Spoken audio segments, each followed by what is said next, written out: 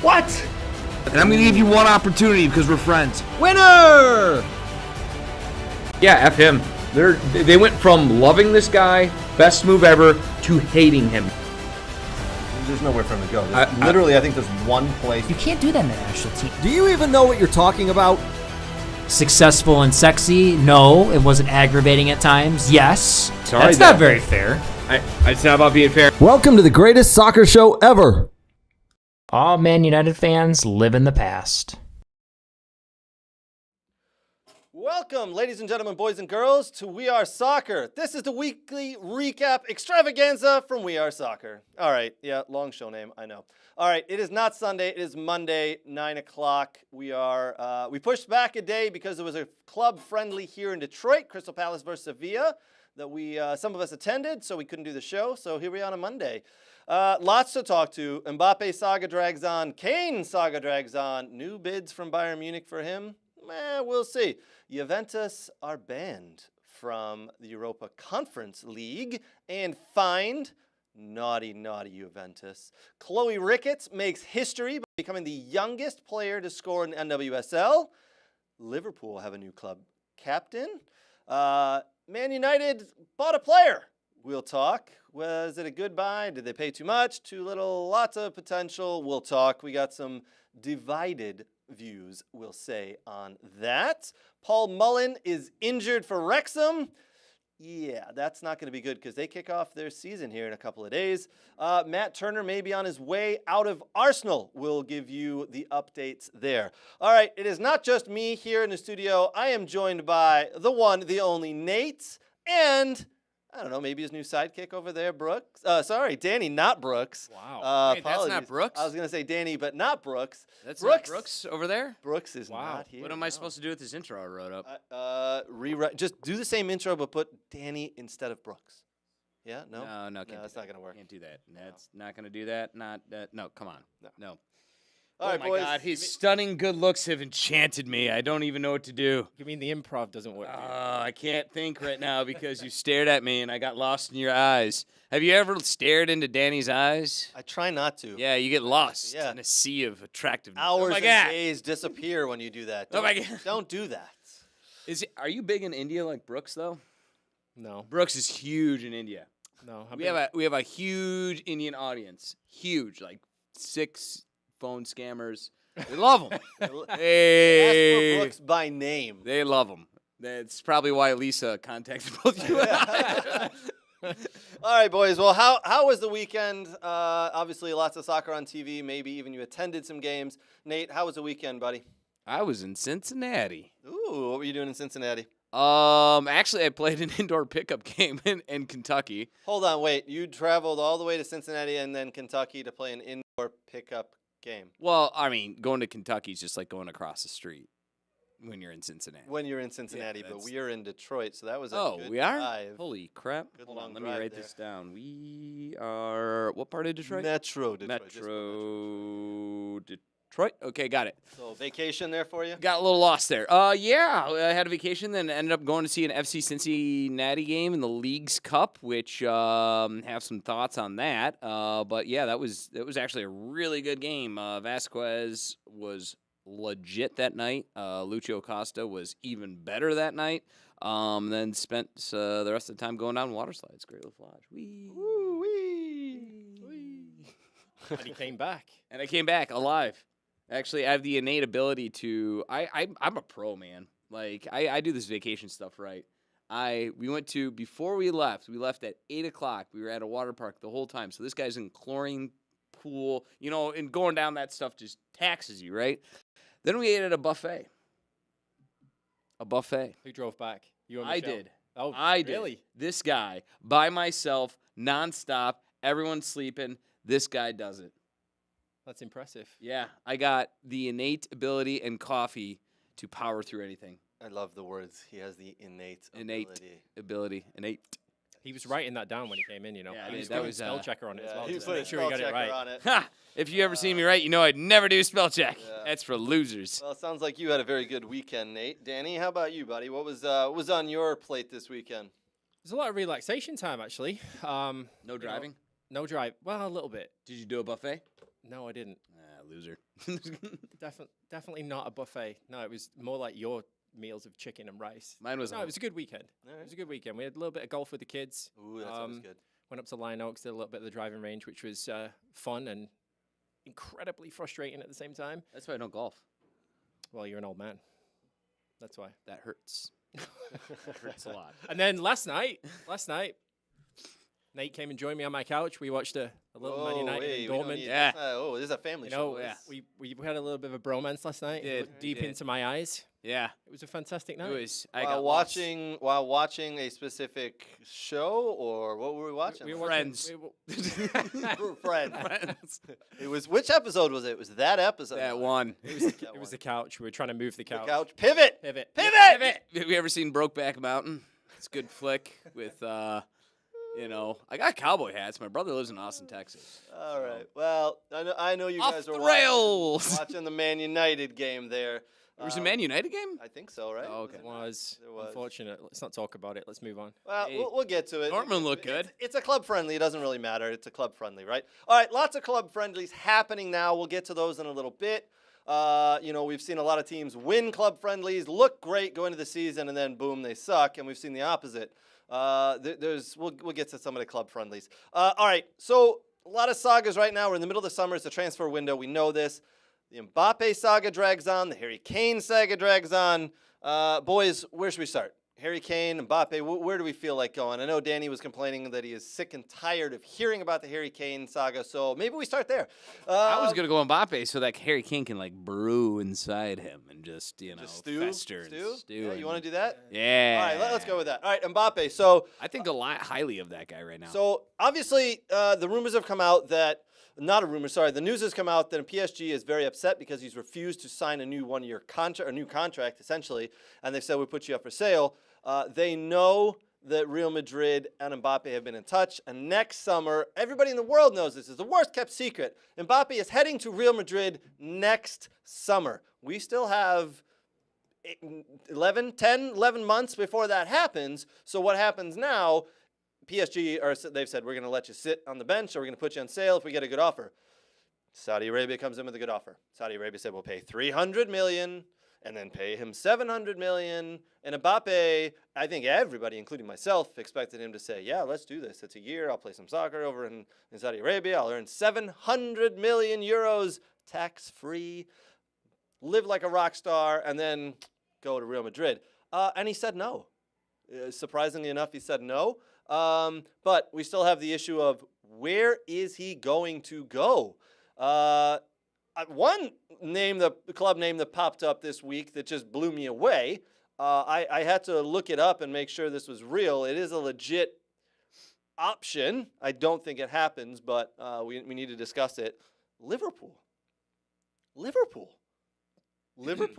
because apparently his family loved Liverpool, not the city. No one really loves the city of Liverpool, but the club and the team. So very interesting. Boys, what are your thoughts on Mbappe? I got late breaking news. Oh, we love late breaking news. It's late breaking news. According to my inside source, a Mr. Danny Garrett, he's going to Columbus Crew.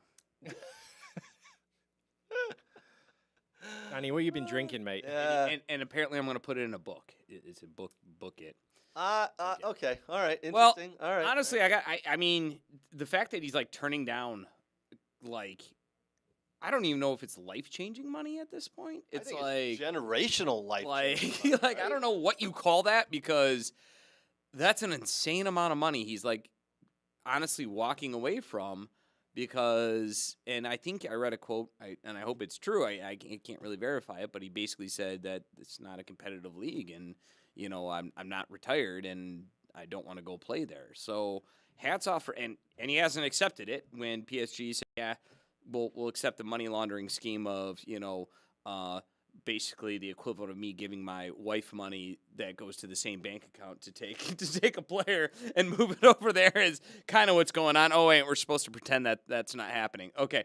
So, but, I think I give a lot of respect to the guy to turn around and say that's not what I want to do. I want to go to a more competitive league. And I mean, in the World Cup, I was sitting there going, "Hey, I hope he does go play somewhere outside of PSG because he's amazingly talented and PSG sucks.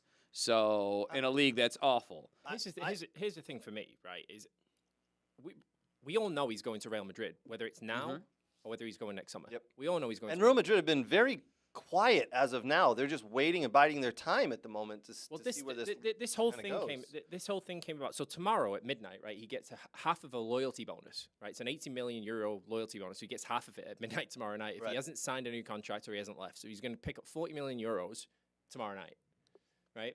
The question that I have is, and every credit, I do agree with you, every credit for the fact that he's turned down Saudi Arabia. I do think that's massive. But now the looming dark cloud over his head is, does he leave or what do PSG do with him? And PSG are not going to bench him. They're going to send him to the reserves because they need him for the Champions League. They need him for League One, right? My thing is now is if PSG know that he's going to walk in a year for nothing, right? And 12 months ago, Real Madrid came in with a bid of 200 million and they said no.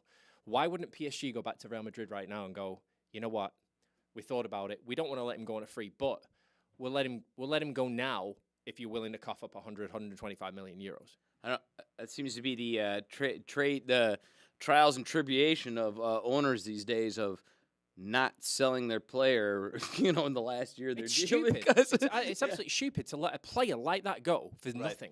And PSG might as well go back, like you said, go to Real Madrid and say, listen, 200 million, we turned it down, but how about 100 million now? And he's yours. We'll sign over the rights, and you guaranteed you get him because right now, they could do that right now, right? Instead of waiting the summer and getting him for free, Real Madrid, with the current situation of the transfer market, Real Madrid are probably going to go, yeah, actually, because you know what? Guess who's looming in the shadows and could come back again with a bigger offer? Right? Money does literally grow in the ground and spew out of the ground in Saudi Arabia, oil. They could come back, the Saudi Arabian clubs could come back and say, you know what, 300 million we think was a little low. Why don't we make it 500 million and, we did offer you 7. Why don't we make that 9? Well, no, you know what, just make it a round number, make it $1 billion. They don't have to offer PSG any more money. PSG accepted it. This is true. It's but Mbappe who said, this is very true. I'm not signing. I'm not going to play there. So and every credit to him for doing that. Right. But he's not going to. I mean, he's not going to Liverpool. He's not going on loan to Liverpool. They can't afford him. I mean, Klopp basically said in his presser today for his preseason game, he said that it's fantasy and we can all laugh at it, but financially, it just doesn't suit. It doesn't us. make sense. It doesn't suit us as a club. We're going to be able to do it. Right. So the Columbus Crew rumor is like building traction. Danny Garrett could be onto something with the Columbus Crew here. I think it's Danny Garrett, whoever lives in his house, and you, Nate, that's building traction. I just listened to the sources. I'm a man of the people. I put my ear to the ground and I hear it coming. All right. Well, I will say this, I'm gonna though. leave that one alone, actually. I will say this. I was going to say something, but I didn't. Yeah. Just for the sake of the fact that we've got another hour and 45 minutes to get through. Yeah. Facts. I will say this is Madrid, I mean, they're going to be in an awkward situation when they lose Carlos Ancelotti, and if you don't think losing a coach of his caliber and stature it doesn't change things a little bit, look at several prominent coaches that have left several big clubs, and like when Barcelona lost Pep for a bit, they struggled and stumbled a bit. Sure. When so it happens when you lose a marquee coach, and he, I believe, is going to Brazil next year. It's already, I believe that's the thing.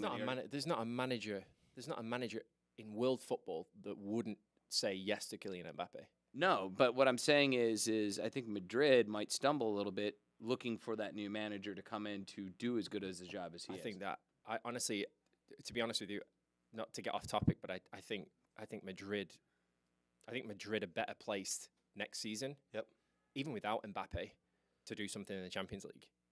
The signings that they've made have been really astute, and if they get Mbappe and that's the big thing for me right now. Their midfield is legit now. Yeah, that's the big thing for me right now. Is just like with the midfield that they've got, the back line that they've got, they're missing one piece. Yep.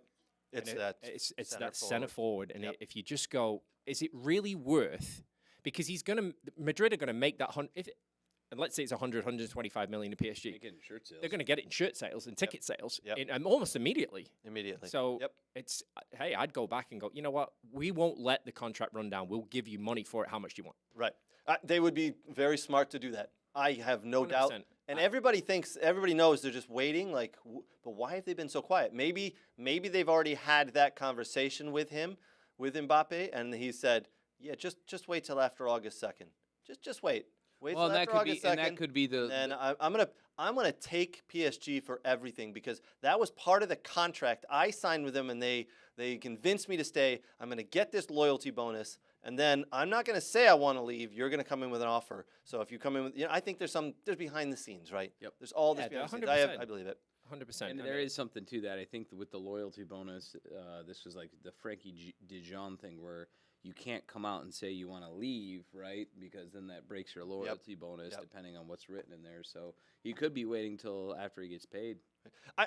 Let's get back on topic with. Yeah, I got another late breaking news. Oh, good Lord. According to my inside source, all Columbus Crew ticket sales have now sold out in preparation in Mbappe. Mbappe, I mean, because they did just sell Zelarayan to. I don't know who that is, but yeah, sure. They sold one of their players. Wow, awesome. The Saudi League has now come for MLS players. Oh, yeah. It is sure happening. Young talent. Yeah. Trust me, and there'll be more. And the MLS is a franchise-based system. They're owned by the league, and they're going to go, you want to give us how much for this player and that player? We're in. And to be honest, it was not going to be a bad thing to sell some of those players. It'd be a bad thing for the league, but not a bad thing for the league to bring in that money because they have brought in a lot of exposure and a lot of new eyes because of one Lionel Messi. Who? Yeah, exactly. Who? Just the smallest, most dominant player in the world. Where does he play? Inter Miami. Who owns that club? I thought he still played at Barca. Yeah, I don't even know what a Barca is anymore. All right, boys. Harry Kane. Oh, God. I know, but it drags on. Oh, you mean the future forward of Bayern Munich?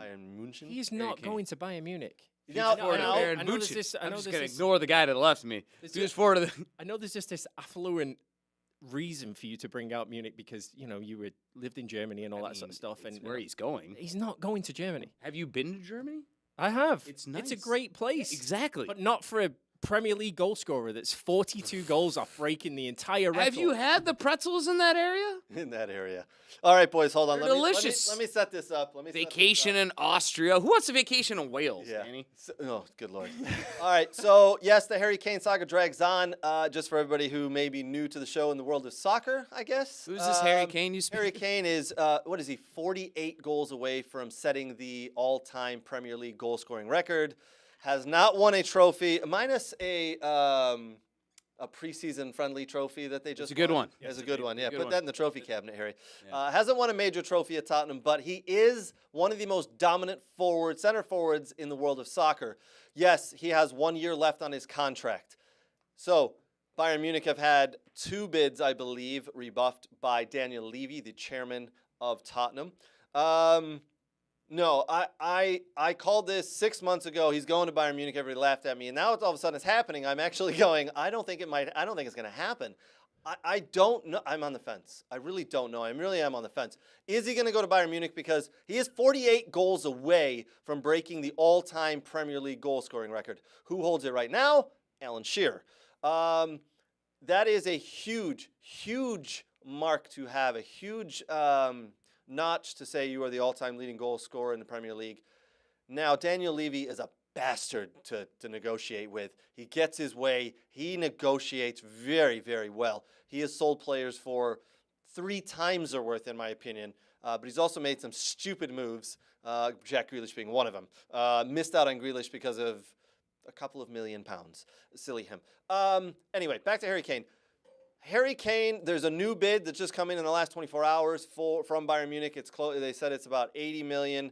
They are really going to test the waters here. I do not think he leaves this summer for a Premier League team. If he leaves, he will be leaving for Bayern Munich. If he leaves for a Premier League team, it'll be next year for free. Danny, I want your thoughts. You're sick and tired of this saga dragging on.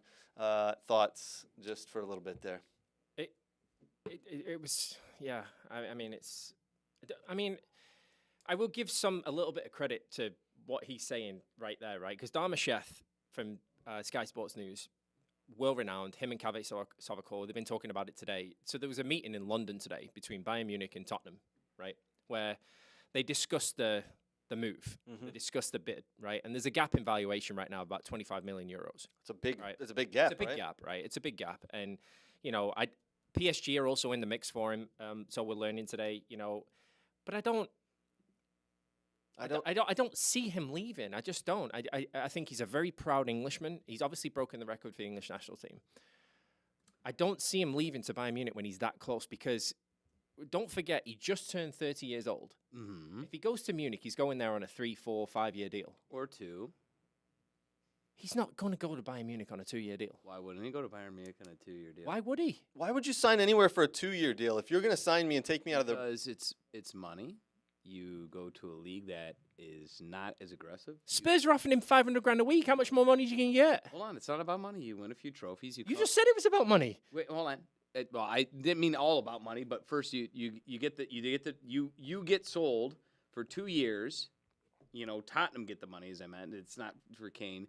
Kane gets his trophy. He comes back to the Premier League at 32, and then gets a goal scoring record. A trophy that means absolutely nothing in the world of English football. Champions League.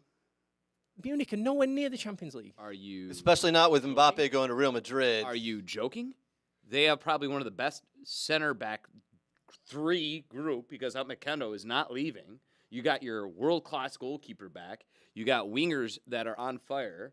Isn't the goalkeeper going to Inter Milan? No, you got Jan Sommer is what you're. Jan Sommer's leaving, Sommer and you're going getting in your Michael Manuel Neuer in the back. Manuel Yeah. Neuer, yes. What, the guy with the gimp leg that broke it on a skiing trip? Oh my God. You're talking about a world-class scorer, and you have Tels, the French striker, who would be the understudy. Hold on a second. I heard Neuer's coming back, and he's allowed to play with a crutch. You have Tels, who is the high-priced French 19-year-old forward who I think he's 6'4", who basically rode the bench last year as a Chapo Moaning understudy, who would be prime and ready in 2 years after all this happens. So that is my theory. If they're going to buy him, I don't think it's going to be long term. I think it'd be for a few years. He would accept it to get out of the thumb of Tottenham and be able to play for a year or two, and then get sold, and then have the pick the litter to go. The only way that works is there has to be a 3-way agreement between the club that he truly wants to go to, and we all know the club he truly wants to go to. Yeah. Manchester United. You mean like the 3-way agreement that happened with Gnabry when he was bought and sold and went to Gladbach, I think, and then later was bought by Munich for a lesser value? That type of 3-way agreement? That's never happened, ever.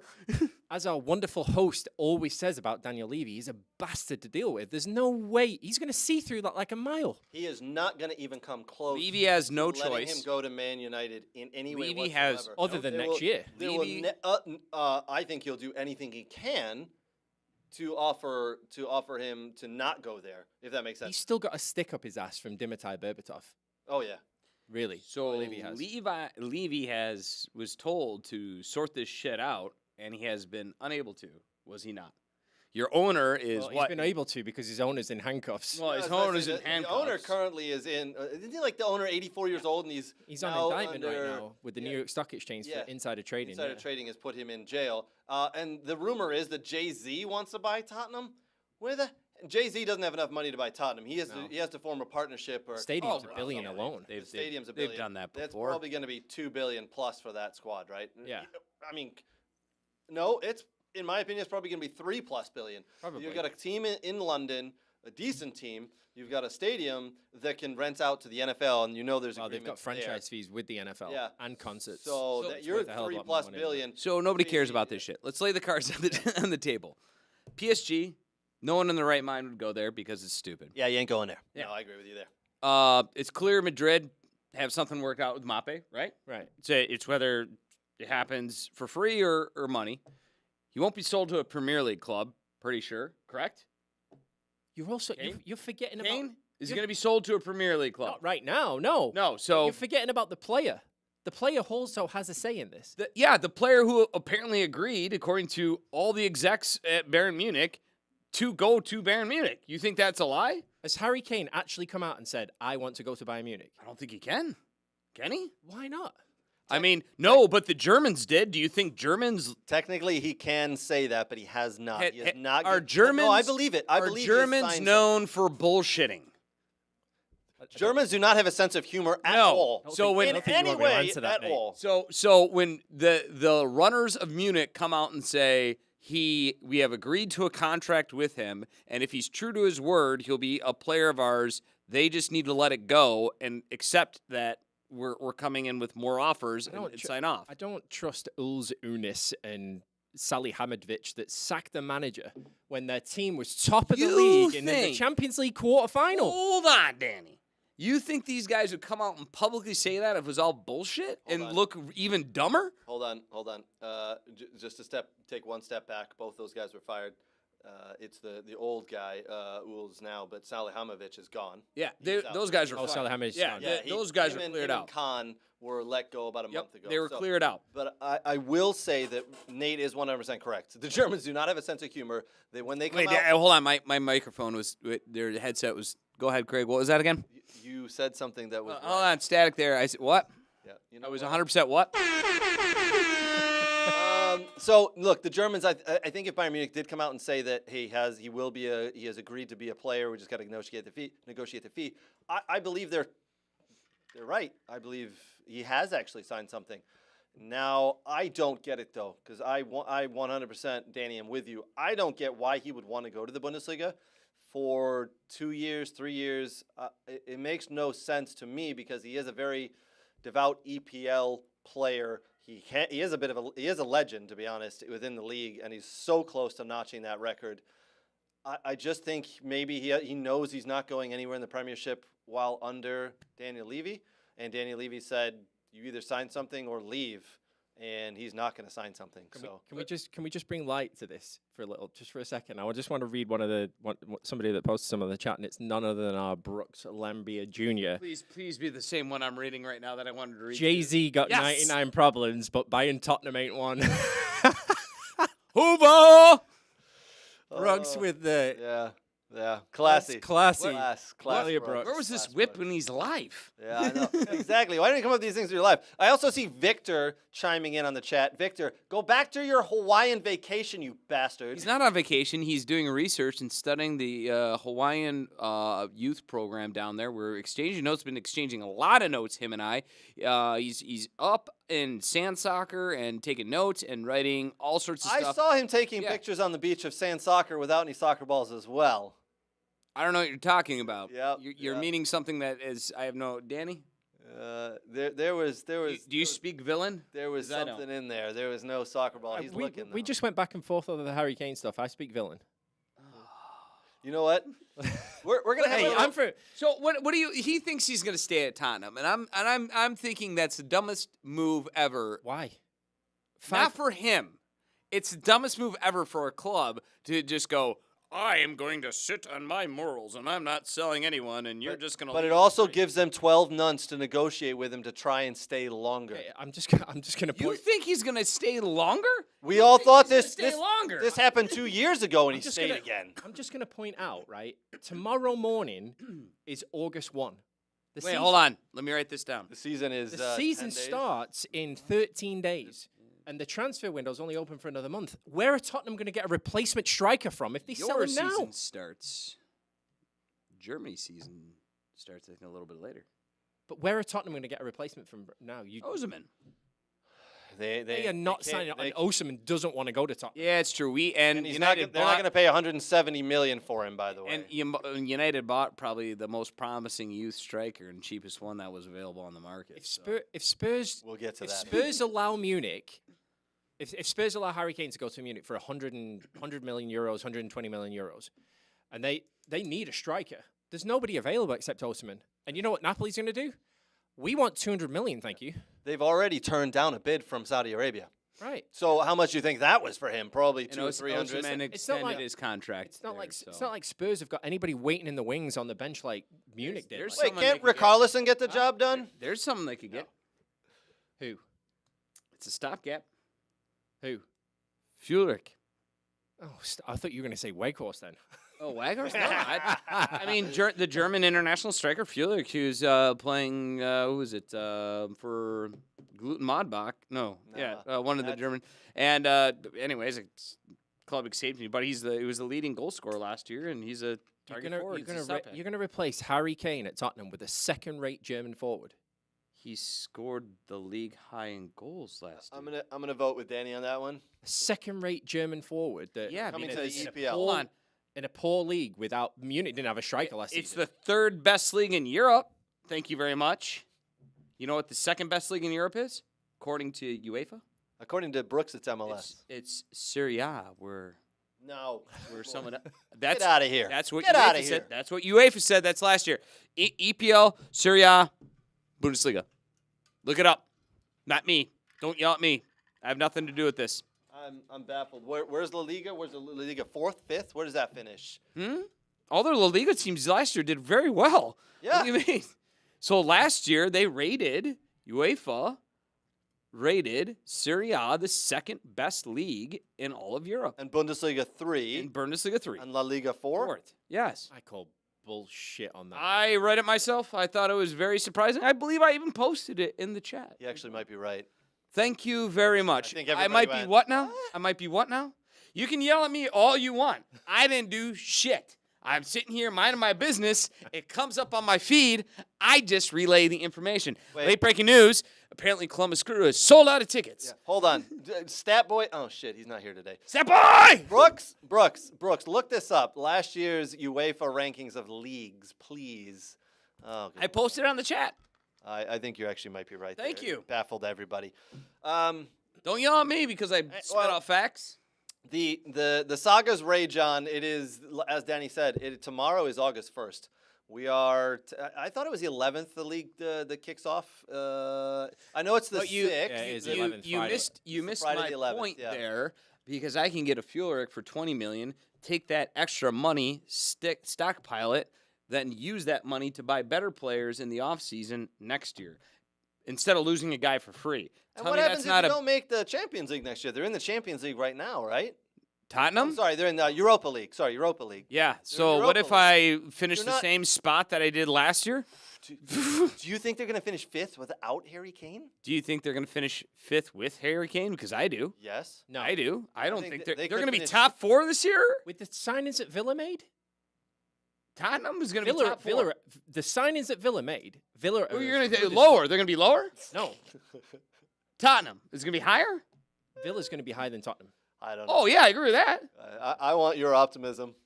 No, like I could see Tottenham being 5th, 6th, maybe 5th. That's my point. Like Without Harry Kane, they finish nowhere near the top. with Harry Kane, I don't think they're breaking top 4.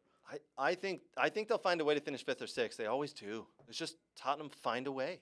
They find a way. I don't know. I think everyone's Danny, gotten a lot better I this love year. your optimism on Villa, and trust me, the 3 games friendlies I know that they've played they've looked like world beaters, to be honest. I don't know how it works out with the manager. I just don't.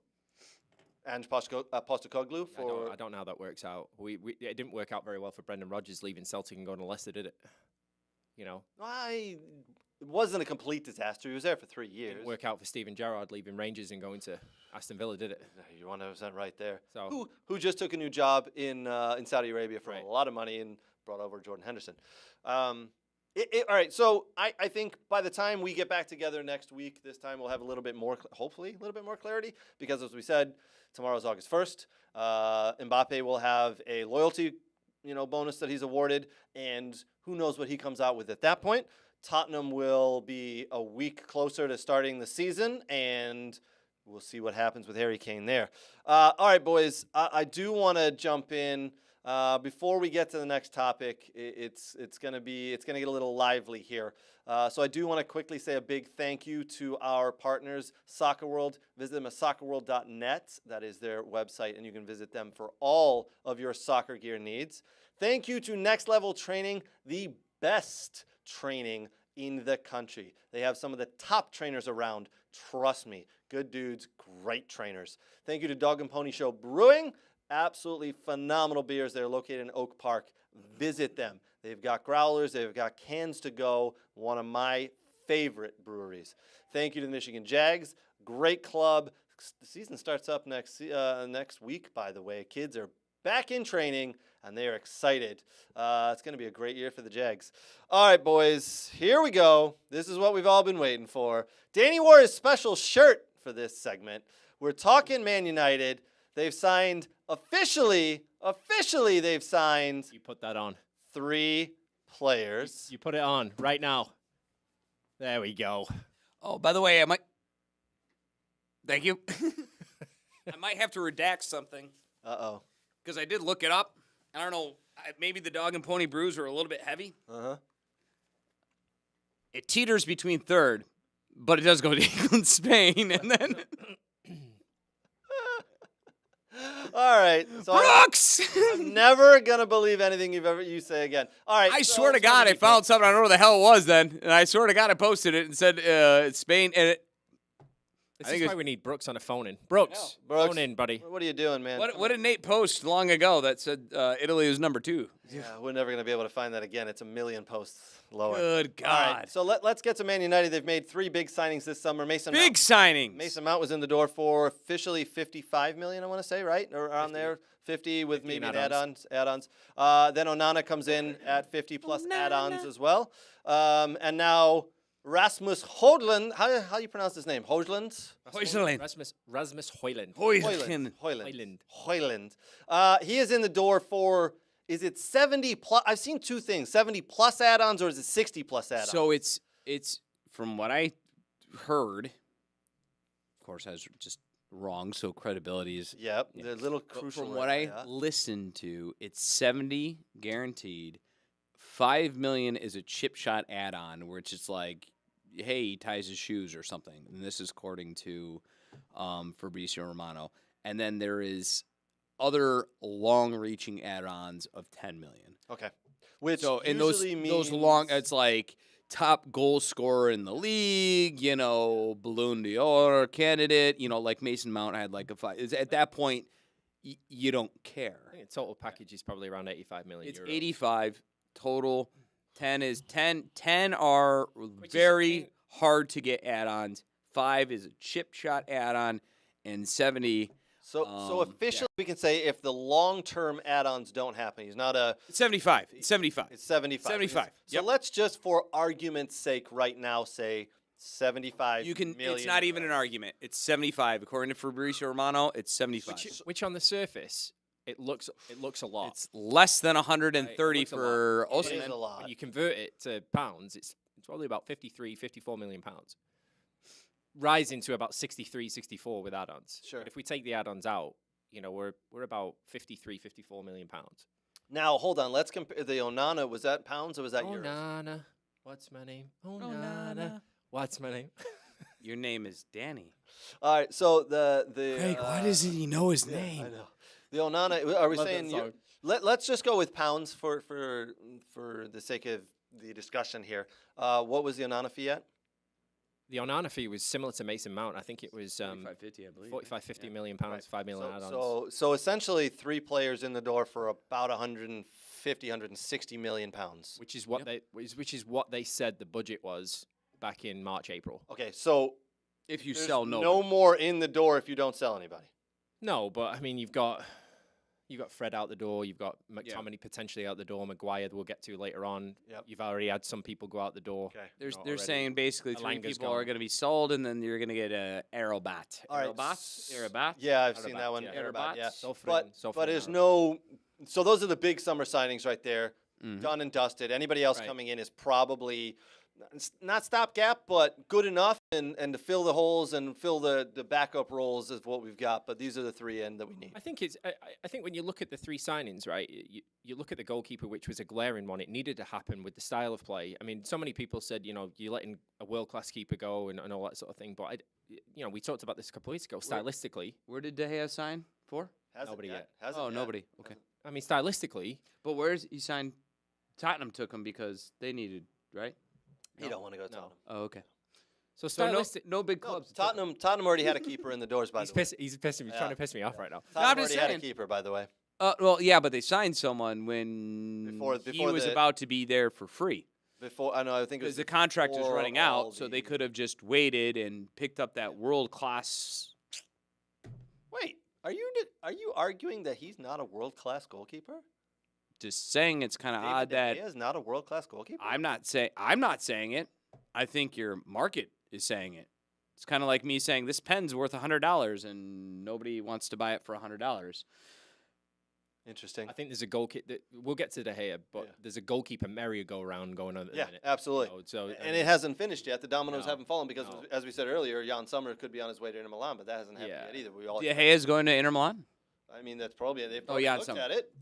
I don't think it works out well for them, but Sommer's all right. Anyway, sorry. But if we go back to Rasmus Hojlund, right, just for a second, and I'll give you my pitch, and then you can argue against it because you're going to.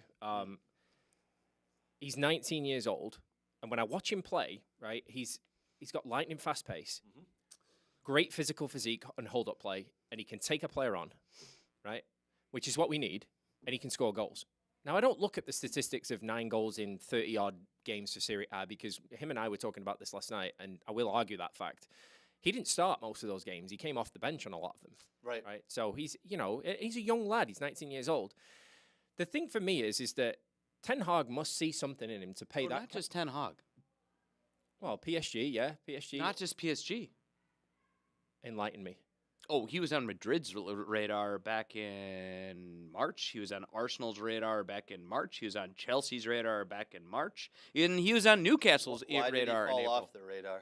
Probably because of the price. Probably a combination of the price, the fact that he believed, according to him, in Eric Ten Hag's what he was doing there, and apparently is a huge-ass Manchester United fan. By the way, he didn't fall off the radar.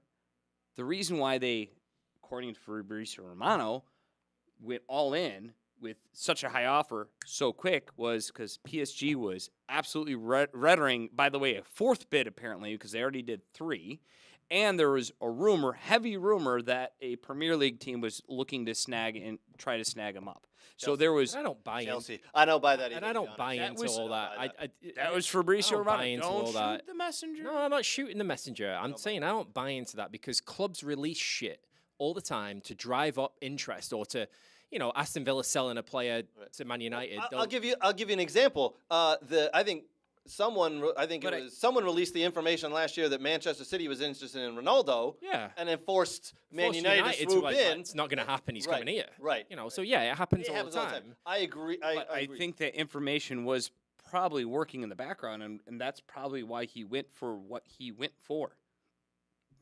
My only sort of question mark around it, and we're circling back to Harry Kane, which I really don't want to do. My only question mark around it is if you're paying that much, 75 million euros, and Harry Kane's 110, 120 million euros, Ten Hag and Manchester United must believe that that extra 35, 40 million is not worth it for a proven goal scorer and to put all their chips onto this young lad. Or, and this circles back to the 12-month thing, or Ten Hag already knows that Kane's coming next summer. Or Kane's not an option that's viable at this moment. With United's wage structure, not at 500 grand a week. No, I mean, you're assuming that everyone is going, oh, okay, for 30,000 more or 30 million more, you get Kane. Where? I don't, he's not selling to Munich for 20, 30,000 more. So why would we think that they would turn around and sell to United, a league rival, for 30,000. Well, we always get jumped up tax, don't we? You know what I mean? Like that's what I'm saying. Like you can't say that. Oh well, he's only 100 million because Munich's giving him 90. Well, they're not selling to Munich for 90, and they're not in the league. So why? I'm not assuming that it's going to be just 30 more. It could be 100 more. I honestly believe, and we've had a lot of discussions in text and a lot of discussions about this in person. I honestly believe that even if Man United had offered 140 million. Daniel Levy would not have sold. Yeah. Daniel Levy would not have sold to Man United. He does not want to see his best player go to a direct rival who will be rivaling, because Daniel Levy believes his team is gonna make it to the Champions League and gonna be up there, right? You fool! He's a delusional. He's a delusional little man. Fool! Absolutely. So he is a fool, but he believes that. But he knows 100% if Harry Kane goes to Manchester United, they're competing for the league, not just top 4. They will be up in 1 or 2 spot, the 1 or 2 spot, right? They'll compete for the league. He does not want to see a star striker go there. I think Daniel Levy believes that he can hold onto Kane and convince him in the next several months to stay. Or He's going to sell him to Bayern Munich. He's just upping the price. At that point, we will see what happens. But regarding Hojlund, that's a lot of money for potential. I think Is it though? It is, in my opinion. It now, is? now, hold on. I do want to say, if we're in the same exact scenario without the Saudi Arabian League coming in and doing all this money, throwing all this money around, that price is probably lowered by 10, 15, 20 million. So you had to overpay to get him. But what I don't understand is, with a proven striker right now, which probably would have cost you a little bit more, and as Nate said, there's a couple out there in the world, but that you can go get with a proven goal scorer, not a guy who came off the bench and only scored 9 goals in 30 games. I think that's what Man United need. They need a proven goal scorer right now, and they would be a much better club, a team with a proven goal scorer, not a project. Who's the proven goal scorer that's available? Who was the one you said earlier from the Bundesliga? Danny called him a second-rate Bundesliga. He's 31 years old. Go buy him for 20 million. I wouldn't get him for 20. I'd rather go get a guy with an upswing. Okay, so let's. And by the way, they could go still get him for 20 million. Let's ask a better question, right? Let's ask a better question. What forward out there right now? Yeah, that's what I've been at. Yeah. Yeah, what forward out there right now that Man United could sign that instantly turns them into title contenders? I mean, again, a lot of it's depending on where we're at in the world with Saudi, right? I get it; they're pushing the prices up. It's not even. Forget that. the price. Hold on, it's not even that. Forget the price right now. Kolo Mali from Frankfurt, who is high valued at 24. Frankfurt slapped a $120 million price tag on him. That just means they don't want to sell him. Yeah. Osimhen got a $130 price tag slapped on him. What does that mean? I think it was like 170. But 170. Okay. What does that mean? They don't want to sell him either. I get it. No, I absolutely get it. They didn't. Are strikers. Antalania didn't want to sell Hojlund. His contract's good to 2027. There was no question about it. There was no question about it that Harry Kane was on Eric Ten Hag's wanted list. Sure. 100%. At some point, they've had to pivot. Now, whether it was a first or second target, or he actually said to himself, I want to bring both of them in. Because that was the rumor a month ago, that they wanted to bring both Kane and Hojlund in and get rid of Martial. And I think at that point, the price for Hojlund wasn't quite. No, it wasn't quite where it is, right? I think PSG kind of played the situation a little bit. PSG in the unnamed third-party Premier League team that apparently was in there. That's according to Romano. He said there was a third party, and there was. You go back to March and April, back to the beginning of the year. Arsenal were talking about picking him up. Chelsea were talking about picking him up. Newcastle were talking about picking him up. Newcastle needs a forward. And Real Madrid was talking about picking him up as a replacement, long-term replacement. Now, I'm not saying he's going to be good. I'm just saying those were actual reports. Sure. So it makes sense that there was possibly a third party in there. And I'm looking at Newcastle because the reality is, again, he's much cheaper than $120 million. He's much cheaper than a Kane that probably won't be sold. He's much cheaper than what you said, 170 for Osimhen. No one's getting Osimhen. Whatever. Priced him out of the you know what I mean? Yeah. He is. Everyone's saying he's overvalued. I keep saying overvalued compared to what? The market is insane for forwards right now. I think they're all overvalued because all of them have long-term deals, and there's only like 5 maybe on my hand that like you said, are proven strikers that could change the game right now for you. The rest are all going to be projects. I mean, I don't think they're all going to be projects, and I know you disagreed with me saying Diaby is a winger. Well, he is a winger. He's been playing up top as a center forward for the last 2 games for Villa. In preseason friendlies, he's a winger. He's always played right wing for Leverkusen. Villa put him up top, and he played very well and scored goals. In a preseason game. Sancho's playing up top. Glad you know the Villa squad better than I do in the games I watched because we had our full squad out there in the last game. Sancho's been playing in preseason as a forward as well. You're missing my point. You can buy people and play them in different positions. Okay.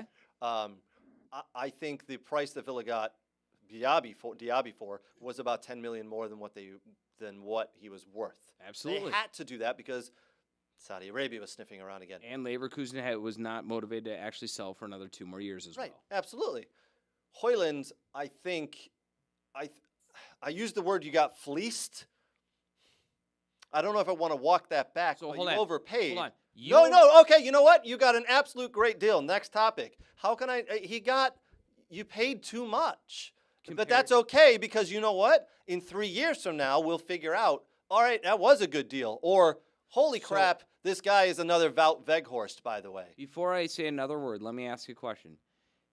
Just like you paid too much for Diaby, right? You just said that, right? I think we paid $10 million more than what 10 we million would've more. Okay, liked and we yeah. probably paid more than what everyone pays more than what they like to, probably, right?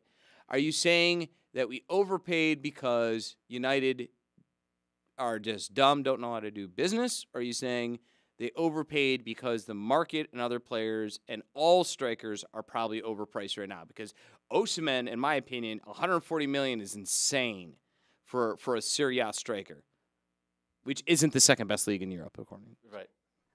You were wrong on that one. Yeah, I was wrong. I think you were left with no other options, which is unfortunate. And there weren't any other options. That's not what I asked. He's gone for youth. Right. And yeah, I've got to respect him for that. And I trust the manager. And I will say that. I do trust him, but he's gone for youth and I respect that. And if that's what he wants to build his team around, and then that's fine. But we talked about this on the couch last night. We did, didn't we, honey? Yeah. We talked about this on the couch. Oh my God. We talked about this on the couch last night. Is that Don't ask me to stand up for another 10 minutes. we don't think Kane will do the job that Hojlund's being brought in to do. Explain. The pressing job. I don't think Kane's a presser. No, he's not. No, he's not. No. So I don't. And it was the same problem with Ronaldo, wasn't it? You know, Ronaldo was not. Yeah. He wasn't buying into that style of play that he wanted. This kid is rapid, and he's young. Montreal doesn't also press either, and that's Martial doesn't press because he's lazy, and Martial doesn't get on the field because he's made of glass. But this also means Mason Greenwood's back in the squad essentially because you're going to need someone. I don't think this kid can play 50-plus games and keep it up and not go. Well, he's through been slumps. experimenting with Sancho down the middle, which is interesting. Which is interesting because he's always played on the right. Yeah, he's always played on the right. You know, so that's interesting, and nobody knows what's going to happen with the Mason Greenwood situation. Hopefully, by the start of the season, it's all. I think they got to make a decision this week, and Eric Ten Hag basically is a weird one because normally he has most of the input. He said, "I'm leaving it up to the club." That is a bit strange. You're right. I read that too, and I went, "But you've been making all the decisions, Eric Ten Hag. I think the reason why he's leaving it up to the club because I think he was part of the initial investigation, and he's voiced his opinion on the matter. That's why you haven't seen Mason Greenwood go out on loan, or you haven't seen Mason Greenwood be sold, because the manager has given his piece. But the word that I'm getting from some sources and such is that they're going to keep him, and that he's going to do a televised apology or a televised thing with Harriet Robson, and issue some sort of statement or interesting. What happened. So I'm not sure. Okay, I'm not sure on that one. All right. So do you think Gravidal, center back from Leipzig, for Man City, yeah. He hasn't signed for Man City. No, I know. Yep. Well, is he a $100 million center back? He has signed, but the clubs haven't agreed a fee. Yeah. Is he a $100 million center back plus agreed fees? To move. Is he a $100 million center back plus fees? I think he's a proven player. Is he a $100 million center back plus fees? That's what I'm asking. Yeah, I think he is. So he's a $100 million center back plus fees. I think he is, yeah. Okay, is Osimhen a $140 million forward? Is Maui a $100? No, I think that's a bit high for him. Is Maui a $120 forward? Who? Maui from Frankfurt. No. Milani. No. Okay. No. Are you starting to see what my point is now? No, I have not, because you entered a central defender in there. I have no idea where we're going with this. I'm entering high-priced, unproven players that all Premier League teams are having to pay for because they make a lot of money, and none of those players, all of them have long-term deals with their club where they don't have to sell them, and they can go, I want a huge ass amount of money. And by the way, if he doesn't leave this year, I'm cool with it because I got 4 more years. Is that what happened to Atalanta and Man United? He didn't have to be signed. Atalanta had a contract till 2027 with him. Right. So they had to overbid to get him, and right? Like PSG when you want someone, you have to overbid to get him, right? And PSG and an unnamed third Premier League party were trying to go in and buy him. So you had to go in with a high bid to You get him. had to go in with a high bid. Agreed. So, and all I'm saying is I again- think you went in with a very high bid, which is a lot of money for someone who But it's a didn't lot. start every game last This year. whole Played 54% of the season, yeah. And actually he started what? 54%. 54%. That's the argument. Okay, all right. I'm agreeing with you. You played 54% of the games. Yeah. And in those 54% of the games, he was off the bench and scored. You know where he's playing consistently at though right now? In his backyard, I don't know where. Well, a little competition called the Euros. Do you know what he's done for the Euros? Yes, I have. I know he scored quite a few goals. Oh, he scored a He's done hat trick. well. Yeah, he's actually 6 goals in 4 understand that. games. I So understand that. yes, Who did he play? he played Finland. He played Kazakhstan. They played Croatia, I believe, and but I can't remember the third team. Irrelevant. Is Denmark's team as good as United? I don't know how to compare a national team to a club team. Exactly. I do think he's going to get more chances at United. I do that. I do believe that. And I to think Dan, he has Danny's to get chances. They paid a lot of money for him. and to right? Danny's- on the bench. in Danny's point, 100 meters is that far distance? I don't know meters. I use American. 100 meters. 100 meters. Is that far? That's length of a Is football that- pitch. Okay, Well, he runs that in under 11 seconds. I mean, he's fast. The kid's So does my mom. Does she though? Have you ever seen her do it in under 11 That's seconds? true. Actually, I can't really Do you- confirm or just deny wanna- it. I just want to say something about contracts, right? 74% passing success as well. And hear me out on this because does it, my it, mom. it could be a good thing. And they do it in La Liga, which is something to. Yeah. Wouldn't it be nice, right, if the FIFA or UEFA instituted some sort of ruling, or not a ruling, or some sort of suggested contractual agreement with clubs to say, look, when you buy a player. Right? When you buy a player and you sign a player to a 5-year contract, if you're buying a developmental player or you're buying a top class player, and they do this in La Liga, they offer him a new contract, but then they put in a buyout clause in there, right? A triggered release. So let's say, I think it was Gavi recently signed a new contract to Barca, and it was exorbitant. It was stupid money. It was like 500 million, I think it was, to trigger the release of him being sold. Yeah. But if you put something in like a Harry Kane's contract saying, okay, we're going to sign you to a 5-year deal. Year 1, we're going to pay you $500,000. Year 2, we're going to pay you 400,000, 300,000, 200,000, and the triggers keep going down. If somebody wants to come in year 1 at the end of your contract of year 1 and pay 200 million, then we're getting a return on investment. Isn't that on the player and his agent to negotiate? It is, that in but there? it is, but it'd make it so much easier than an owner turning around and going, you know what, throw my hands up in the air. I'm just going to put $175 million tag on Osimhen, who's not worth 175 million euros. I mean, that just shows they don't want to sell, Osimhen's- right? That's what it comes down to. They don't want to Osimhen, sell. in the case of Osimhen, he re-upped the deal and knew that and was fine with it. In the case of Gravidol, he re-upped his deal and knew what they were going to look to sell him for and was fine with it. These guys are actually okay with it. It's odd, but Yeah. they're good with it. All right. Well, I mean, I'm sticking to my opinion. Overpaid, but you had to get it. If you needed a striker and you think he's the one, Erik ten Hag obviously thinks he's the one. He went for it, and he says this will pay off in the end. Right now, maybe it looks like a lot of money, but in the end, it'll work out. Can I That's ask you his this? opinion. Is he better? Do you think he's better than a Wout Weghorst? Because as it looks right now, on paper, because no one's changed, no one's moved, that's who you basically replaced Weghorst with. I think he's better than I think Weghorst. you're better than Wout Yes. Weghorst. Yes. Nice. Have you seen me play? No, but your physique and Is getting amongst the stunning. centre backs, you'd be all right up there, mate. Your I would. 3-year-old's better than Wout Weghorst, and you know how much. Gwen? Do you know how much? Gwen's better than Wout Weghorst? Do you know how much maybe. dog's abuse I took for telling people Wout Weghorst is not a good Man United player. He is not a player that needs to be playing for that or should be playing for that club. Yeah, You he's know how many- Besiktas player. You know how many people threw shit at me because of that? And now all of a sudden everybody's come around.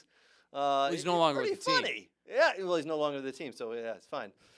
Good Lord, you speak your mind, and yeah, back to- it's unbelievable. How dare you have an opinion, I Hearn? know, exactly. Go back to your- Unbelievable. Diaby is a Moving good right player. again. Hey, just out of curiosity, who said a while back that Diaby is going to be a good player, though? Just Dan, who could have said that? Someone who really is a stout, purportant follower of a certain league. That I don't know. Was I it the? think it was Brooks. Was it the single, always ready to mingle Indian lover? Yeah. You know, Brooks. Oh, Lambier I Jr. think it was he loves the Bundesliga, by the way. Brooks is a huge. All I know is all you bastards out there who are like, yeah, the Bundesliga suck. Oh, look at this awesome player that is coming into the Premier League. Where's he come from? Oh, some team in Germany, I guess. Yeah, that's why I watch it, because all your high-ass players are going to all your good-ass teams and performing.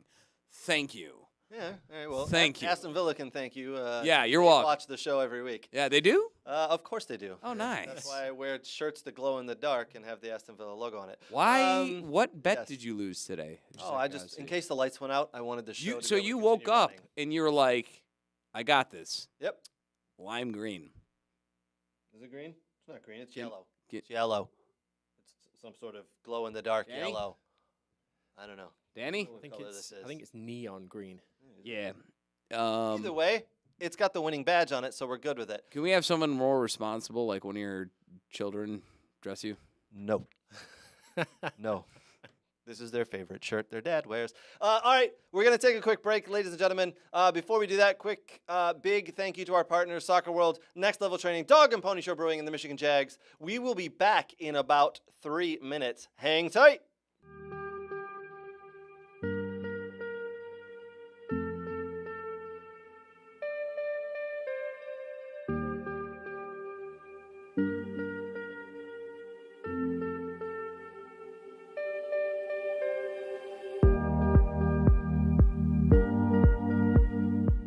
Tempo, yes, yes, drop out, good. Yes, touch, play, right foot, yes. Scan, good. Touch in, play, drop your hip, right, yes, good scan. Yes. Jay, well done. Get side on, touch, play, see it, yes.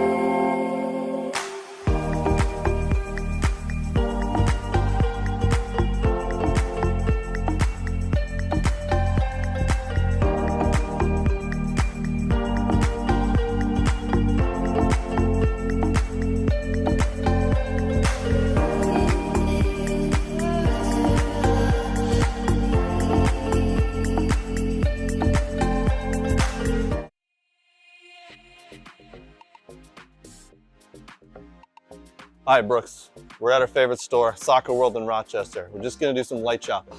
Nothing big.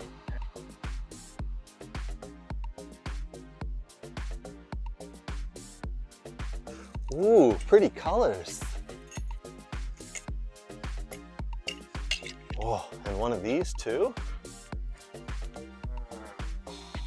Ooh, Germany. Nate would like this. Hey, Brooks, look at all these. Look what I got.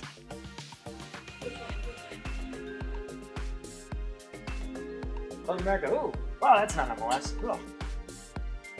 Socks? No.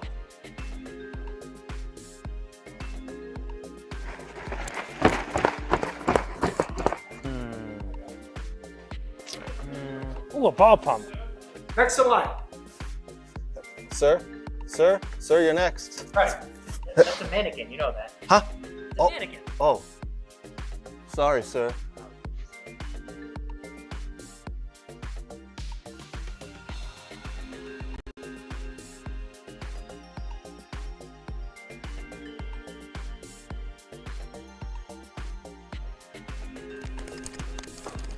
Hug, what are you doing?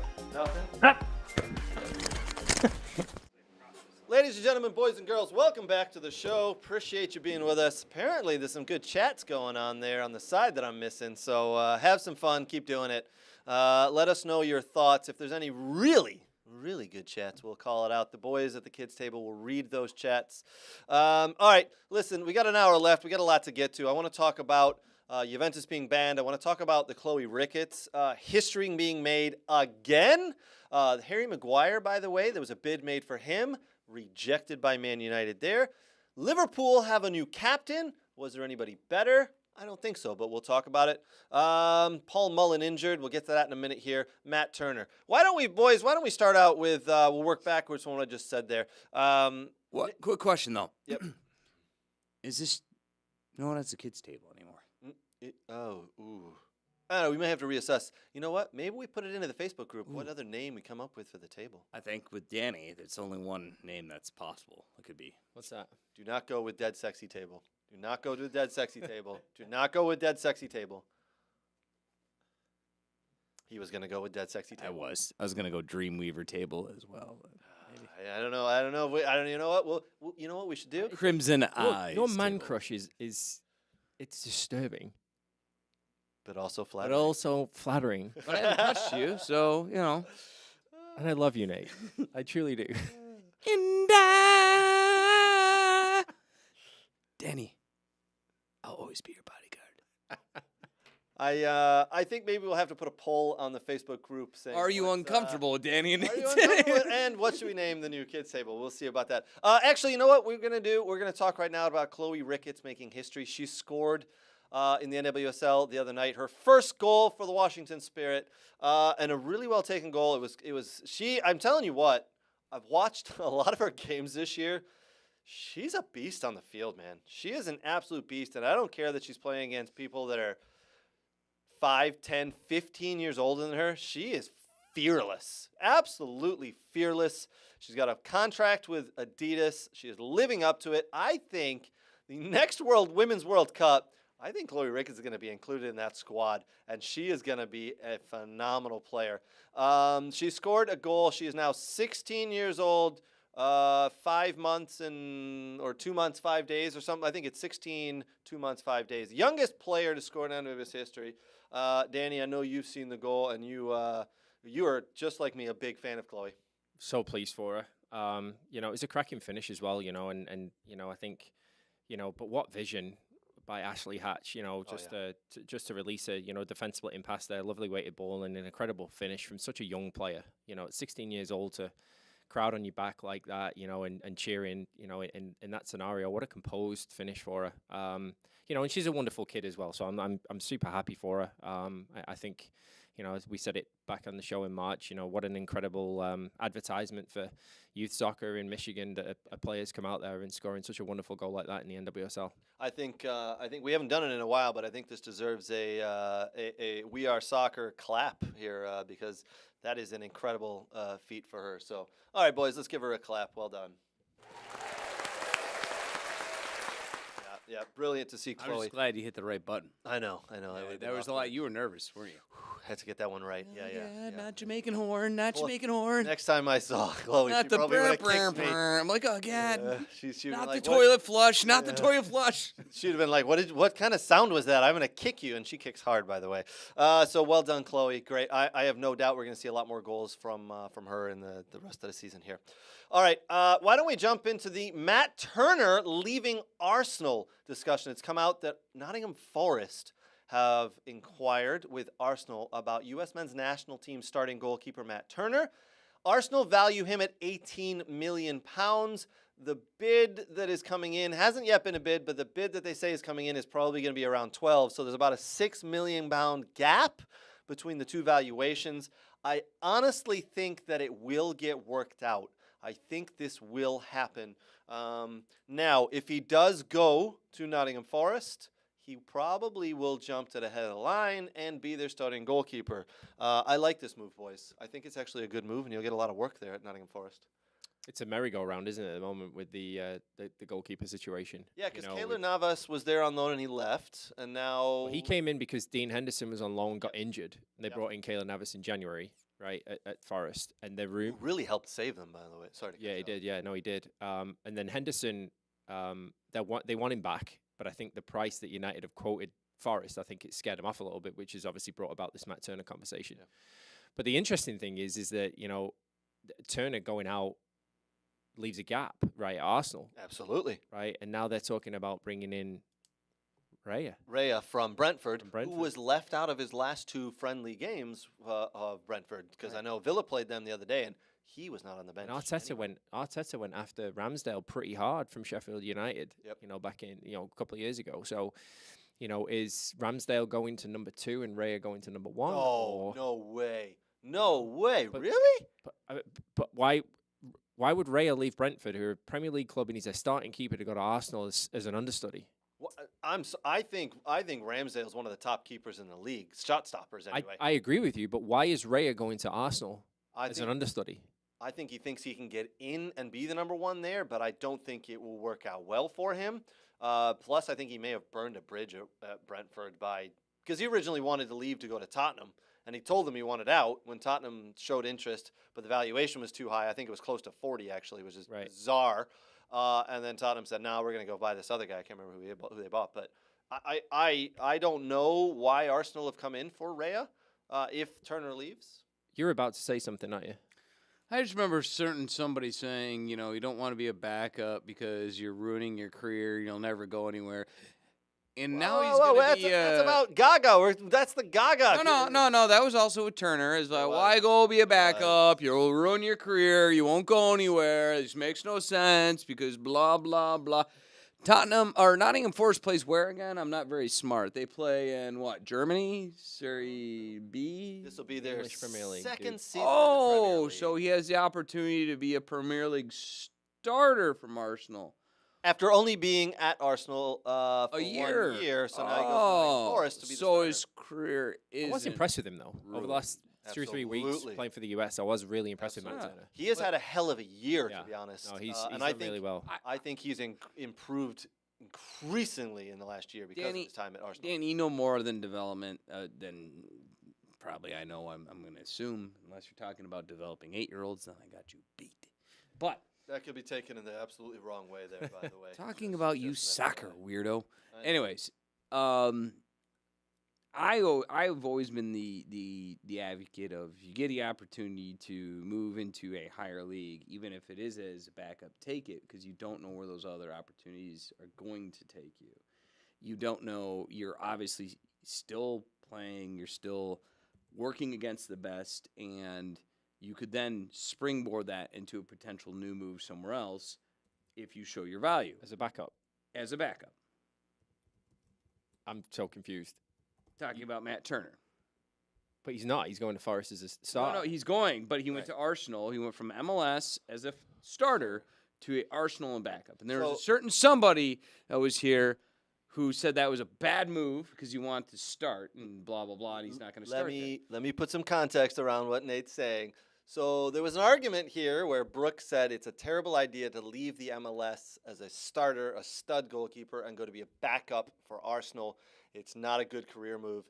Obviously, it's proving that Brooks is kind of wrong on this one because now there's a Premier League team who's looking at him to be a starter. So, But it didn't work out for the City goalkeeper, though, did it? no, he kind of Well, Zach hold on. Steffen, right? Hold on. work out for him, Zach did it? Steffen had the opportunity to become a starter and turned it down in the Bundesliga. So if you remember that, he got loaned. Mm-hmm. He got loaned to Dieseldorf, who was playing League One at the time, who wanted to keep him, actually. He turned it down to go back to City. He kind of shot himself in the foot there. He did that himself. I don't disagree. I don't disagree with the move for Matt Turner to Forest. I actually think No, I'm not talking about that. I'm talking about because it looks like if this goes down, Matt Turner then has in 12 months gone from starter from MLS back up to Arsenal to then starter in the Premier League. Correct? For Forest, yeah, that is, and Forest, it is, and right? it was a great move for Matt Turner to leave. Okay, but I'm gonna. I'm asking an opinion. I'm not asking you to take, to beat up on someone who's not here. That's not what I'm saying. I'm saying, in your opinion, does going or moving to the upper league, even as a backup, kind of like what Turner did, is it worthwhile for your career there, or is he just lucking out? That's what I'm asking. I would be interested. I would be interested to know. I would be interested to know where they've recruited him from. Whether it's actually watching Arsenal games, which he didn't play a lot of, or whether it's seeing him perform for the U.S. men's national team. What if it's a combination of both? Plus, He hasn't played for Arsenal. He played in the FA Cup. He played in the cup competitions. He played very well in the cup competitions for Arsenal. Plus, this summer, obviously, 6 games during Nations League and. Does that move happen from the MLS? No.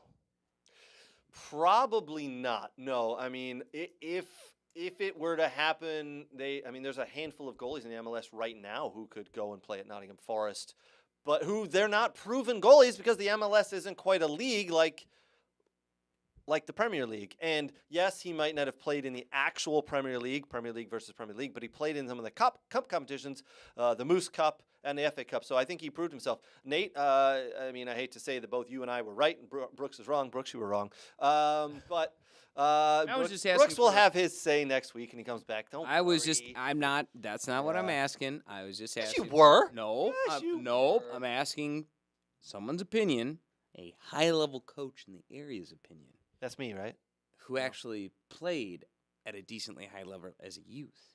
Is taking that opportunity worth it? That's all I was asking. I would say so. Yep. Okay. Yes. That's all I was looking at. Yep. I would say so. So Brooks is wrong. Okay, move on.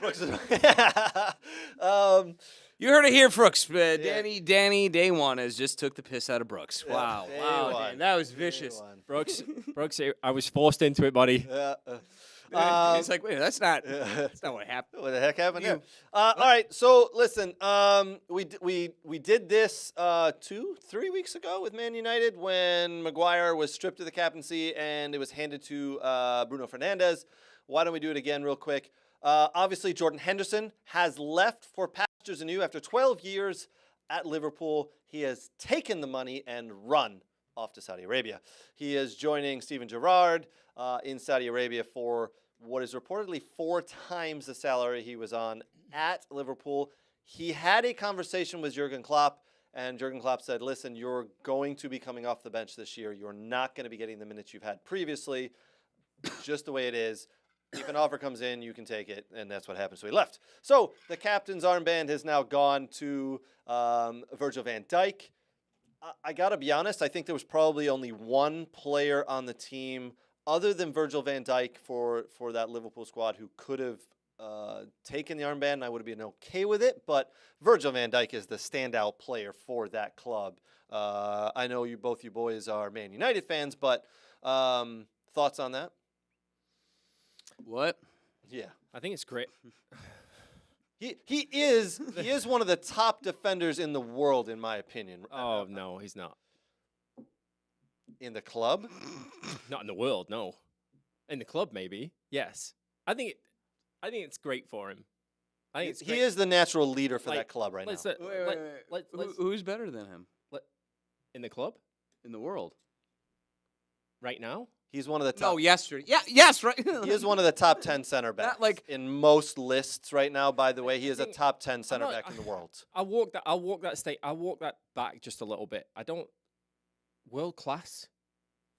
I mean, he's a really good defender. Very, very good defender. World class? I think his career's taken just a slight downturn since he did his knee at Everton a couple of years back. But I know this is going to sound very strange, but I got into this argument last year with several people in our group, and I did a lot of research on it. And there's a lot of different lists out there, 4-4-2, 90 minutes, you name it. He is considered to be, as of 12 months ago, one of the top 10 center backs currently in the world. I'm not discrediting that people think of him. I'm just saying when we start to classify players into, I think Klopp said it, and several other people have said it, and pundits have said it, and mainly Liverpool pundits, but, that he's world class. I'm happy for him that he's got the captaincy because it's a natural replacement. But me, personally, to be honest with you, knowing the club, obviously you're coaching within it, but knowing the club, I would have liked to have seen it to go to Trent Alexander-Arnold. Really? That's the player. Okay, that's not who I'll give you who I was going to think, but okay. I would have liked to see it to go to Trent. Okay. For one specific reason, that the same methodology worked with Steven Gerrard. I think he was around the same age, 24, 25 years old when he took the captaincy. He was a homegrown Liverpool player, knew the club inside out, knew the traditions. He'd won a lot. Trent's won everything. He's won every trophy that there is to win as a footballer. it's quite clear he's not going anywhere. Right. You know, Van Dijk's 32 years old now, I think. Yeah. And you know, I've got no problem with him having the armband. You know, I think he's a fantastic centre back. You know, I have the distinct problem that I have with Virgil van Dijk is when people turn around and say he's world class. I don't believe he's world class. Okay. Not in a classification of centre backs in the past. When you start comparing him to John Terry and Rio Ferdinand and Nemanja Vidic, and it's like we're getting out of control with that. Now you've named several players that have, you know, a decade gone now, essentially, when they were world class. But as of right now, I think he fits into that mold. I think he could fit into any team, any club in the world. He's the Dutch national team captain. Yeah. You know, I think it makes sense. Me personally, just for the prestige of the club and how big they are, you know, and how very, very ingrained in homegrown talent that they are, you know, putting a lot of stock into youth. I mean, you look at the Robbie Fowlers of the world that captain Liverpool and Michael Owen captained Liverpool, you know, they've given it to homegrown players before. Maybe Trent is next in line when Van Dijk goes, but I just think it would have sent a stronger message giving it to Trent Alexander-Arnold. That is not the player I thought I had in my mind that I would say is the backup. So if Virgil van Dijk gets injured game 1, who I thought they would go with, like I did not. Trent Alexander-Arnold didn't even enter my mind. There's nobody else really, though, is there at Liverpool? I would have said Allison. Becker. I mean, potentially, yeah. I would have said just. And again, we're not behind the scenes, right? We don't know the day-to-day stuff. We don't know who gets who G'd up in the locker room and who is the leader back there. But for me, it looked like Virgil van Dijk and Allison are the two on the field that really step in and put their heart and soul into it and will lead by example. I like the Trent Alexander-Arnold idea, though, and it does follow in the path that, like you said, homegrown, give it to the younger type player and lead. But he's a born and bred Scouser. He knows what it means, the traditions, everything around the captaincy, the club, all that sort of stuff, the history. I would have given it to him. And are we in agreement based off the way that he ended the season and the way that he got utilized playing for England this summer that we think that Trent Alexander-Arnold is going to move into central midfield? I think he does move into central midfield, yeah. I think he does, especially with the players they've lost, right? Right. They've lost quite a few players and haven't really filled those gaps yet. Oh, so Liverpool are a team that need to dip into the transfer market, and I don't think... Well, they've signed McAllister, and they've signed the boy from, what's his name? RB Leipzig, Nate, the central midfielder that they signed. Salazar, right. So they've signed him, they've signed McAllister, you know, but, you know, and they're rumored to be after Levea from Southampton, right? Yep, you know, to bring him in as central midfielder. I'm expecting that to happen within the next week here. Right. You know, so, I mean, Trent going into the middle, you know, natural replacement. So I would have liked, me personally, just knowing the club and all that, I would have liked to have seen him take the armband. But as of right now, obviously, he's the Dutch captain, so it makes sense. Yep. All right. Paul Mullin played, and you know, for once, a Man United fan and I actually agreed on this. And I'm not talking about the injury and what happened there, but both Wrexham and Man United kind of sold a bag of shit to the country here. They said, look at us, Man United's going to be playing against Wrexham. Hey! And we all either tuned in or people went to the game, paid a lot of money to go to the game, and we all went, whoa, look at that Wrexham team. Yeah. Whoa, Manchester. Who the hell is filling out these? Who are these players? Now. So wait a minute. Hold on. Hold tight. Now, myself, who doesn't know many of the youth players or we'll call them reserve players for Man United, we went, okay, I know the funny-haired fella. He's good, and I know him. Johnny Evans is there. Who the hell are the rest of these? We've been sold that Manchester United are playing Wrexham. And I as I said, I started the segment out with a Manchester United fan looked at me and says, yeah, I didn't actually know that we were going to come with our second, third stringers youth team for this. So just wanted to put that out there. But the goalie... They play Madrid, right, the next night. Right, and I don't know if a lot of people looked at the schedules realizing... You didn't have the foresight to realize they were playing in two different states within 24 hours and go, it's probably going to be two different don't games. follow your club, so absolutely I'm not saying you, Craig, because I'm saying like the average United fan, I think, knew what they were getting. You know. Well, I do know a couple of fans who, when the fixture was released in in April or May. I think it was May. They said, "Oh, we gotta," because I think it was in Vegas, wasn't it? San Diego. It was in San Diego. Yeah. They said we were gonna possibly fly out there for this, and then I think afterwards the Real Madrid one got. Because there's not very many teams these days who've gone, we're going to play this night and this night in 2 different cities. Because you're right, it can't happen. How are you going to get your players from He's here to done here? it, though. He did it when he came in last year and he got through preseason. He did the same thing. Because they played, the first team was playing in Manchester and the second team, I think, were playing in France last year towards the end of preseason, which they're doing the same thing again at the end of tail end this week.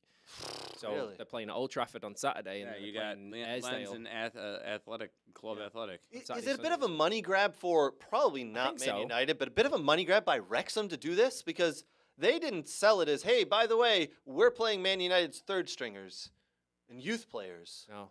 I mean, We and all- that's what it we was. all know No, it I do That's agree what it that- was, right? I do agree that it was a bit of a money grab, and if Yeah. you look at if you look at all of the friendlies that have been played over the US in the summertime at the moment, I don't know what Palace was like the other night at Copa America, but the ticket prices are astronomical, and the fans, the seats everywhere empty. Yeah.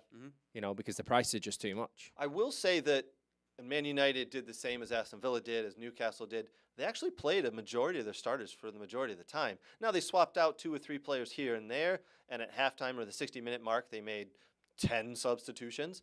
But you got your money's worth. You went and saw the first team play for 50 to 60 minutes. In that game particularly, it felt like Wrexham were doing a money grab. So it depends on who you were there to see. Because if you're there to see Wrexham, you saw their starters.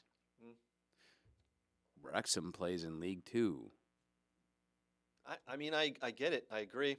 You know, I agree. Just Dortmund. it was. I tuned in. Like I said, oh, I'm going to watch these two. I want to see. Take the reverse. Dortmund played their first game, San Diego Loyal. Yeah, that was an interesting lineup or an interesting. No, they rolled out with their first matchup. team. And they rolled out with their first team. And they won. Oh, of course. Pretty handily. You know, and they did it Yeah. because that's their tour. Yeah. Showing their players. And I think that was Wrexham's tour showing Wrexham's players. And United just went, yeah, okay, we can throw some players over there for you, whatever. I don't think it was.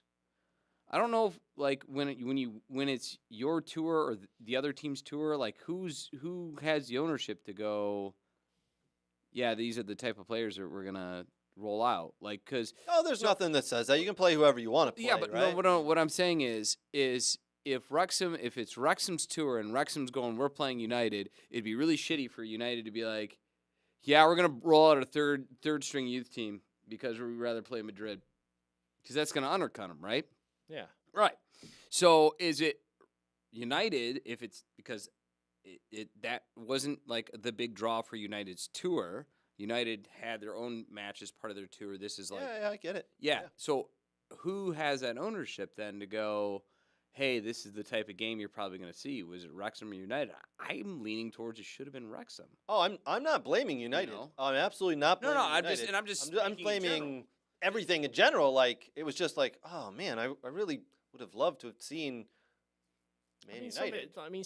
Somebody that watches it, you know, week in and week out, has MUTV, knows the players and all that sort of stuff. I mean, I was quite excited to see, you know, The Bishop younger and players. Joe Hugo play, Fernandez on the wing, and you know, and Foran up front and stuff like that. So I was excited to see those players play, just because I don't see them every week. Right. You know, so it was good for me. But you know, I think as Nate said, you know, and I agree with him. The Wrexham game in San Diego was part of Wrexham's tour. Yeah. Yeah. The Man United game against Real Madrid in Houston, that was part of our tour. Yeah. So I get it. You know, I- it's our fans that we're trying to please. You know. I was just, I think, for lack of a better term, sold a bag of shit by the executives who run the TV and said, look who's playing.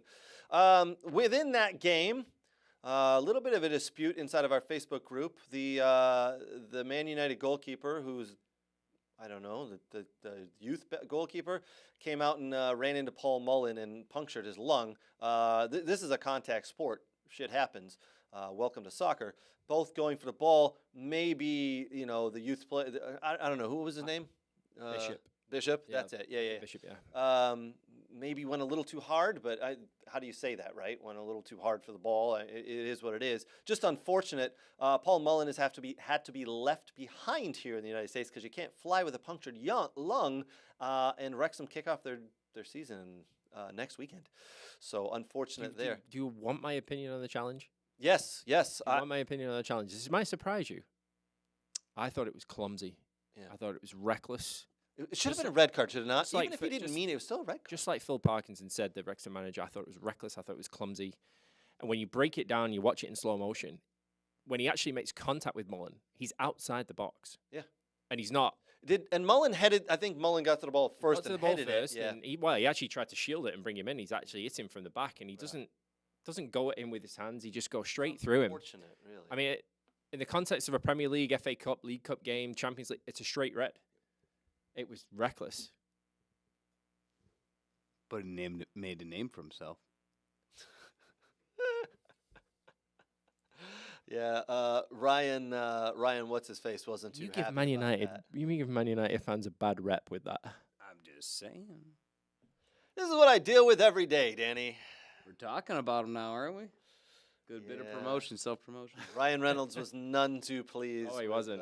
With that. Apparently, Rob McElhenney has come out today and said they are going to look to the transfer market to strengthen while he is out. So something good could come out of this for Wrexham, but And I think Wrexham has just signed I thought they had a big sponsorship deal that they actually just signed or something like that. They got money. Well, didn't they just sign a deal to do the Amazon thing?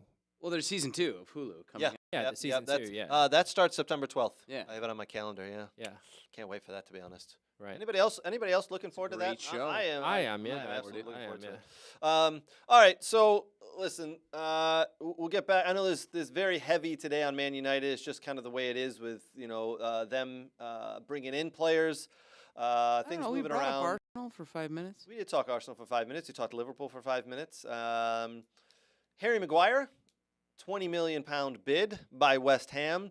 Man United says nope. See you later. Not going to happen. We rate him closer to 40. That's a hell of a gap. £20 million and £40 million. Danny, I want your opinion specifically on this. Does this deal happen this summer, or does he stay at Man United, Harry Maguire? I think he goes. Does he go for $30 million? They meet in the middle. I think he goes for around 30, 35, because it's Okay. rumored that West Ham want McTominay as well. So I think it might be a package deal. So how much would they have to pay for both of those? Because you have not seen West Ham in any way, shape, or form go above £50 million for I think players. United want about 45 million euros For the combined two of them? no, for McTominay. They For want McTominay. 45, yeah, which I think is stupid money. £45 million for Scott McTominay. That's what was rumored. So you're looking at 40 and 30. You're looking at about 75 million for the two of them. I do not see that happening in any way, shape, or form for West Ham. Neither do I. But again, like exorbitant transfers, right? Man United are looking at the fact that they've just banked, Yep. 110 million euros from Declan Rice deal, right? And they need players. Very true. So we're constantly having the price driven up on us. They're doing the same thing. Yeah, yeah. But I don't. The Harry Maguire thing keeps coming up, and did we talk about it yesterday? Yes. I think we did, yeah. And me personally, I feel you can't have the captaincy taken off you, given to Bruno Fernandes, and then last night, who starts? McTominay. Who captains the team? McTominay. And Maguire's 3 steps behind him in the tunnel. It's sending the wrong message to the player. That is And that's a weird... Onana ripped Maguire a new asshole. Yeah, he did, in the middle of that game. So it tells you what he thought of him. So I don't think he can stay based on that. Right. And he's been booed, actually. He's been booed on the tour, which I don't like. I don't like Man United that's fans, not a good look. He's gone. I think honestly, if it was 20 million they were going to take his wages, that was silly for them to pass up on because it's rumored. That was one of the sticking points, right? That they couldn't afford his wages? Well, that's the thing. If the wages, they're saying it basically United's going to have to cough up money for the wages. It's going to cost them $10 million. That's what I've heard from a lot of different, And at that point, when you're looking at it, okay, let's just get him out the door safely because it's it's going to turn into a saga, and it's going to turn into a bit of a a reality TV show in a sense, and he doesn't need the distraction. He's got enough with the sale. He doesn't need that distraction. This is going to sound horrible, but I mean it in a good way. It would be worth United just saying, listen, we value him at 40. You've offered 20. You know what? Just take him for 30. Get him off our wage. We'll get him out of the locker room. We don't need to deal with this. Let's move on. That's probably what's going to happen. Be Yeah, done with it. probably. But the sooner it happens, the better for all involved, all parties, right? Well, I think what they're looking at it is, in terms of sales, right? I mean, they've spent the budget on those 3 players, and now we just talked about Got to Sofra and- recoup some of it. Yeah, we talked about they want Sofra and Arabat from Fiorentina, which is 25, 30 million. So they need sales. Maguire, McTominay, Fred. Hopefully Martial. I want Martial out the door anyway. So hopefully you can recoup some money there, and you can go and buy players. But I think Martial's staying. you and I couldn't be so different on that opinion. Not because he's good, because you need the backup. I'd rather play. Joe Hugo on the tour has been absolutely outstanding. I'd actually rather play Sancho down the middle than have Martial on the field. You need the backup. You need the depth. Craig said there was no depth. He How told me in can the chat. how can you have depth with a player that is always injured? Waghorse. Craig, back me up on this one. How can you have depth with a player that's always injured? I do think You're gonna go with a 20-year-old Hojlund striker and a youth academy player who's like 19 or whatever. Yes, 100%. And I know that Hojlund coming in. I know that Sancho. and not just keep him to sell him Hugo. next year. No, I know that they'll give everything for the club. He's lazy, me for Martial. He's lazy, I mean, even when he's sold on him the in field. Bob Fuhler. have there been any offers for Martial? There was a rumored bid for Saudi Arabia, right? Gave a can of beans to play, Take it. Take it. Take it. Take it. and then he got injured, so I took my can of beans back. All right. Interesting. Very interesting. Call the guy at DCFC, see if he's willing to put in $1 million bid. Just get him over here. Yeah. What about who's the guy that the Michigan Stars? He's got money. George. Yeah. George. Yeah. Yeah. A bit for him.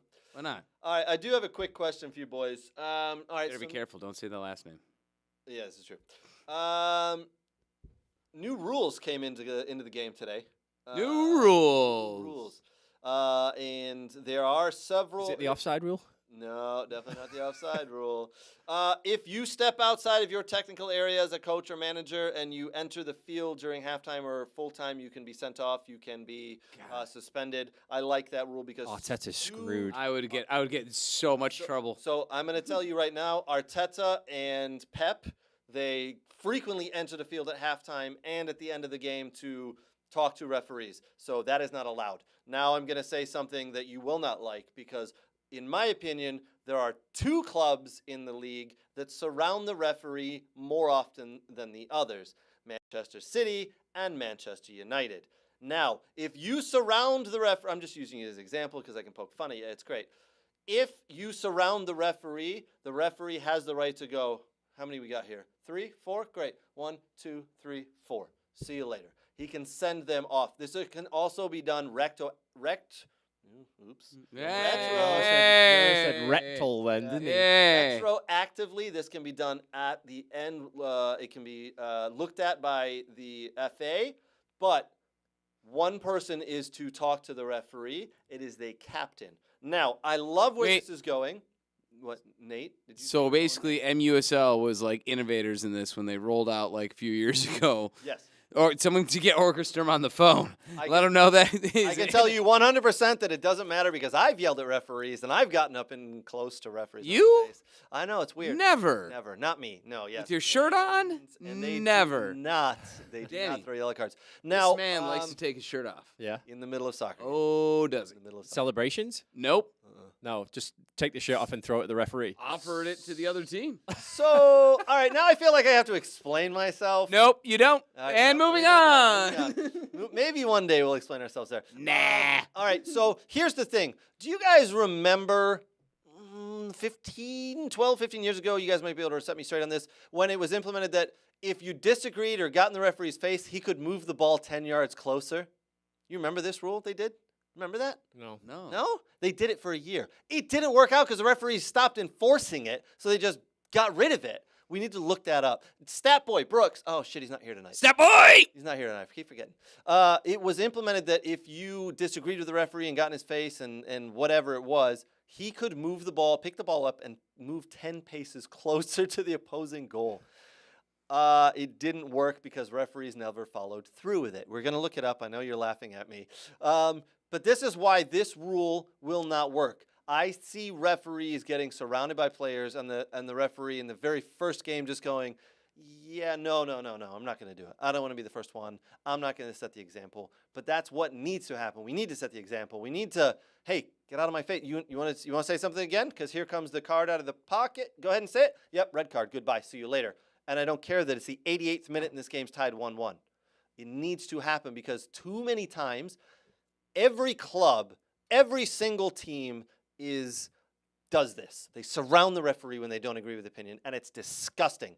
That is the one thing I'm absolutely really happy about in the Women's World Cup, by the way, that the players don't get up in the referee's faces, and they don't surround the referee. They get up, and they get on with the game. I don't know. You guys don't seem too interested in talking about this topic. You were doing so well. Yeah, you're doing a thing. So I was on a rant. I'll get off the soapbox now, boys. You were doing your rant. You were doing so well. I just think that Premier League refs need to be tougher and stop being such wusses. Yep. I mean, do you see those rugby refs who are all jacked up and they're like, "Oi, look at me, look at me! Here's another one, look at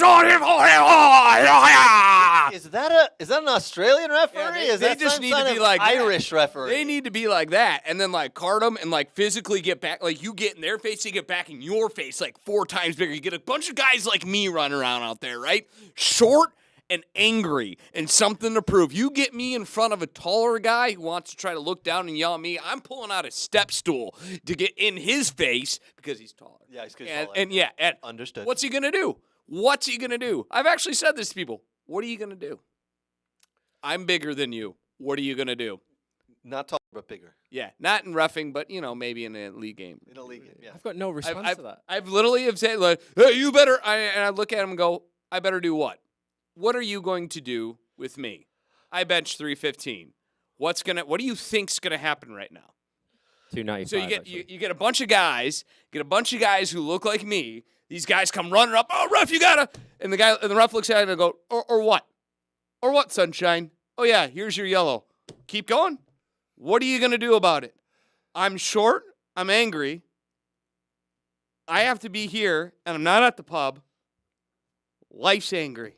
But then you walk off the pitch, you go in the dressing room, you take your shirt off, and cry. The chairman comes in and goes, by the way, you've just been fined $15,000. And I look at the chairman and go, yeah? Chairman, what do you bench? Look at you with your 30% body fat, you lazy piece of crap. With this new rule, do we think it'll be enforced? No. It should be. No. It absolutely should be. It's needed. It absolutely might. needed. Actually, to be honest with you, you might be wrong with your assessment of like it might happen in the first game and in the first couple of weekends. Needs to. It might happen in the first couple of weekends, but after that, it'll just. You know what I'd do? Away. Yeah. You know what I'd do? I'd walk right out, and some like obscure player is sitting on the bench, red card him. Some obscure player? Just red card him. Red, like their second string goalkeeper. Just you. I think. What do you do? I think you know what you did, and just walk out. I think it's more of a problem for the technical area for the managers than on the players. I think you look at Arteta, Pep, Klopp, a lot. I think that like they get Arteta's going to be suspended for half the season. So I do agree that I also agree that the coaches shouldn't get in the ref's face. I was only joking about the wandering because I have a tendency to wander, not know where I'm at, and I always tell the refs this. Like, if I'm in your way, just hit me with the flag. I don't mean it, because I just have the worst depth perception ever. I'm like, oh, I'm on the field, in the middle of the field. Oops, and then I'm running back. But yeah, I mean, some of the antics with these guys going and screaming at the fourth official. Yeah. What is that? I don't know. I always go, have you ever seen a fourth official go, oh, shit, I'm getting yelled at? Yeah. You know what? You're right. Let me call the referee over and have him change his mind. Hey, Bob. Yeah. He's yelling at me really hard. Just overturn that. Okay, Bill. Oh, we saw it a couple of times last season, didn't we? Especially with VAR as well. Even with the Casemiro one in the FA Cup game when he barely touched the guy, but VAR said you can't put your hands that high on a player, and that was the referee didn't see it, and they tossed him. So it's only going to get worse, to be honest. So, but I said, I don't think it'll be enforced. No, unfortunately, I did just look up, by the way, what happened to the 10-yard rule, and this is what they had it for 1 year, and really what stopped it moving forward or continuing was one specific situation involving David Beckham. He had a free kick. Did it help him out? He had a free kick in a very nice area, and the wall refused to move back. So the referee picked the ball up and moved it 10 yards, which was on the edge of the box. Oh, I bet Beckham was pissed. So Beckham was like, wait a minute, I want to take the free kick from back here because on the edge of the box, I can't get the ball up and down and over the wall and in the goal. And that was it. So they figured out the team used it as an advantage to them. Yeah. That's why. So they removed the rule. Here's how you fix it. Hear me out. Oh, good Lord. Where is this going? Okay, so the refs, they get like one guy who can defend them for 60 seconds against any one of the teammates in a no-hold-bar knuckle match for 60 seconds. So it won't take that much time away from the game. So are we like lowering a cage from like the top? No, the guy comes out from like the walk-in area. Like think of like the movie Troy. Remember the movie Troy? You don't watch movies. Remember the movie Troy with Brad Pitt when like Brad Pitt came out to like fight for the king, right? No. I watch Fight Club. You guys suck. Ooh, we don't speak about Fight Club. So, anyways, they have a champion who comes out and fights for them for 60 seconds. So some guy comes running out of the tunnel and he goes after Not the some guy, a selected champion of their choosing that gets to go. And I mean, if I'm a ref, I'm picking Conor McGregor. I mean, just saying. So Conor McGregor will come fight my battles. Did you also see the rule changes on the You changed the subject here. Was this not a good thing? It was a good thing. I'm just simply moving on. Yeah.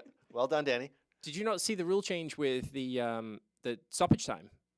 The referees now, because they obviously they went over the season last season in the Premier League, and the ball. I think the average. I read it today. The average time that the ball was in play was 56 minutes. 56 minutes 48 seconds, something like that. So the referees now, by order of the English Premier League, are now instituting every stoppage, every goal celebration, every goal. So we're going to get more World Cup. That's awesome. I love that. Stoppage time. I love that. Love it. Sold. I love that. Done it. Please do it. Yeah. It was the very first game of the World Cup, was it not? Where we were all like 13 minutes, and we were like 14 minutes. Where did this come from? Holy crap! This is great. We got more soccer. Absolutely. Yeah, 100%. And at the end of the game, that 11 minutes of stoppage time is the Resulted. most exciting. Yeah. Absolutely. Yeah. So it started with the World Cup, and the English FA said, "Yeah, we want to talk to this." So the FIFA executives, what's his name, Gianni Infantino, went and discussed, and then the English FA said, "Yeah, I did see that, and it is official now that it is going to happen. It's going to happen. It is official. That's awesome. That's good. They were kind of already doing that though, weren't they? Like they were. No, because it was still like, if you remember, a lot of the games last year were still 3 minutes, 4 minutes, 6 minutes, unless it was like a really big injury. You know the funny thing though, the preseason friendlies that have been happening have not been instituting that. Now I know they're friendlies, but they have not been instituting that. So it's a little strange there. But I hope we'll find out on Sunday. I was about to say Sunday, August 6th, Saturday. Shield, yeah. Is it Saturday? Saturday. Saturday the 6th, Saturday, right? yeah. Saturday the 6th. Community Shield, Arsenal versus Man City at Wembley Stadium. Now, I was explaining this to someone the other day. I said it's a friendly, but it's not a friendly because there's a trophy on the line and both teams want to win it because it is silverware. Yeah. And you do get to tout that you won it and you want to win it. So, and what a game that's going to be. It's our version of it's the English version of the Super Cup. Yeah. It's our version of it. Yeah. What's that big smile for? I didn't know you cared. Yeah. You're talking about the German Super Cup. Yeah, right? German, Spanish Super Cup. They No, just the German one. They do the same thing. No, just the German. Just the German one. I'll be the same. Yeah. No, All right. Speaking of club friendlies, we here in Detroit last night had Sevilla versus Crystal Palace. You got a picture with an eagle. I did. I got a picture of an eagle. I stood right next to an eagle. I would put it in here to show everybody, but I didn't load it up, so apologies. Here's something I've never seen before in my life at a soccer game. An eagle won. No, I've seen. Yep, that's the second time I've seen an eagle at a soccer game.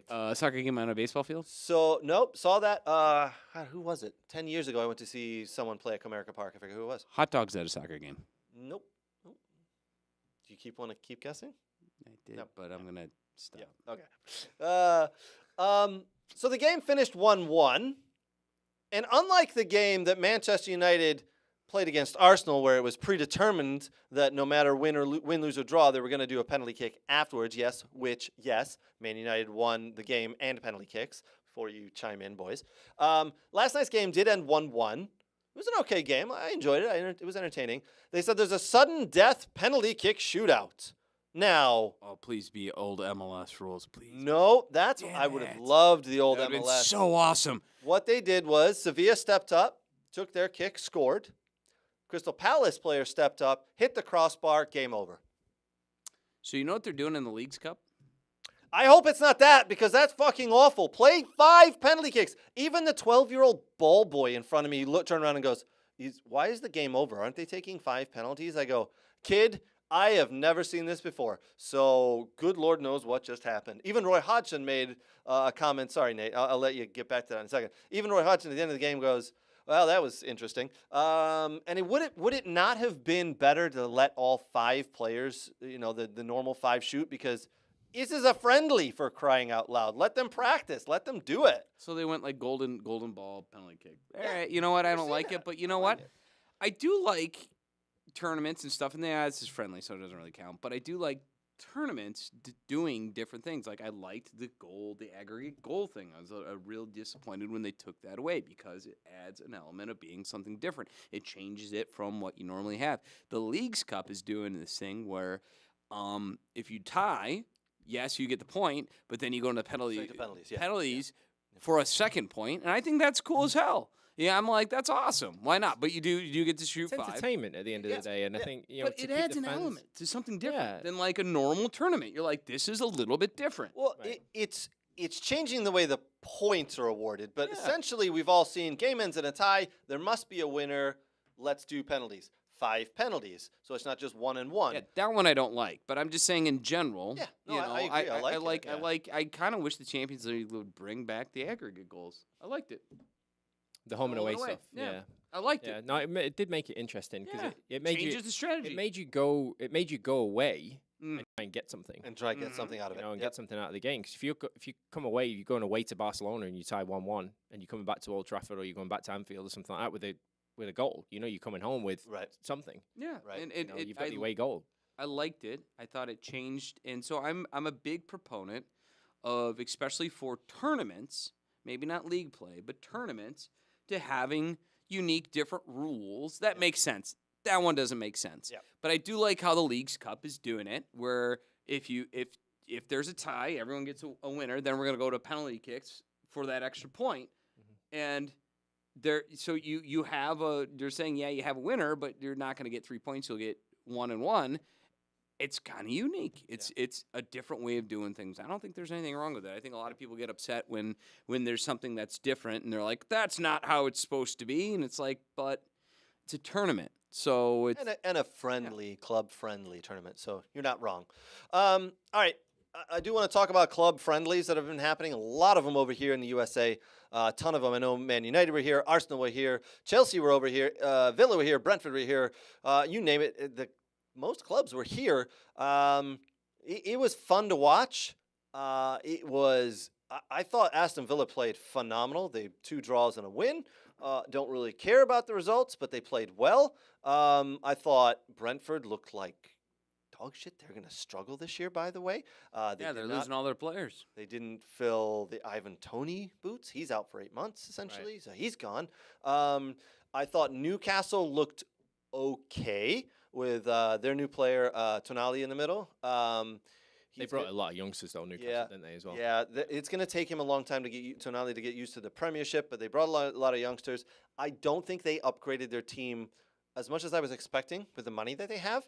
I think Chelsea, by the way, I watched yesterday. They played a bunch of youngsters. They looked okay. They looked all right. Not concerned for them, but I don't think they're finishing top 5 this year. I think Chelsea will struggle. I think it's going to take Pochettino a couple of years. Has Nkunku played yet? Yes, he played and scored.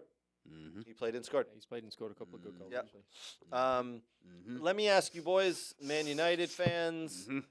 Obviously, Man United did not have the best of friendlies. I did not watch a lot of the games. Concerned at all with the results, don't care. I personally, I'll tell you now, don't care about the results. It's how the team plays. Again, I didn't watch any of the Man United games. We were talking about this yesterday. I don't even look how the team plays.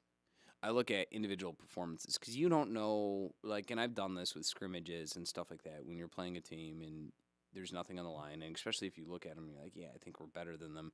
Hey, guys, I want to see you play out of the back. I don't care what it is. I want to see the ball go to the center back, and I want to see the center back try to work out of the back. Do not knock it long. Do not do this. So there's sometimes coaches give out specific instructions for players or groups in order to play a certain way to see what they can do. They also put players in different positions to see what they can do. Sancho playing forward. You know what I mean? They also take guys who are youngsters and mix them in and see what they can do. And that all those things can alter the overall team performance. But when you look at an individual, I don't think you can tell an individual in a match, even if it's not competitive, to kind of go anything less than 80% because there's that risk of getting hurt if they do. So I look at players, I look at individual performances to see how those individuals do, and that's about it. Like that's all. I think that's the only. There was some good individual performances. I think that you look at the glaring things that we needed to work on, or neat players that we needed to bring in from last season. With,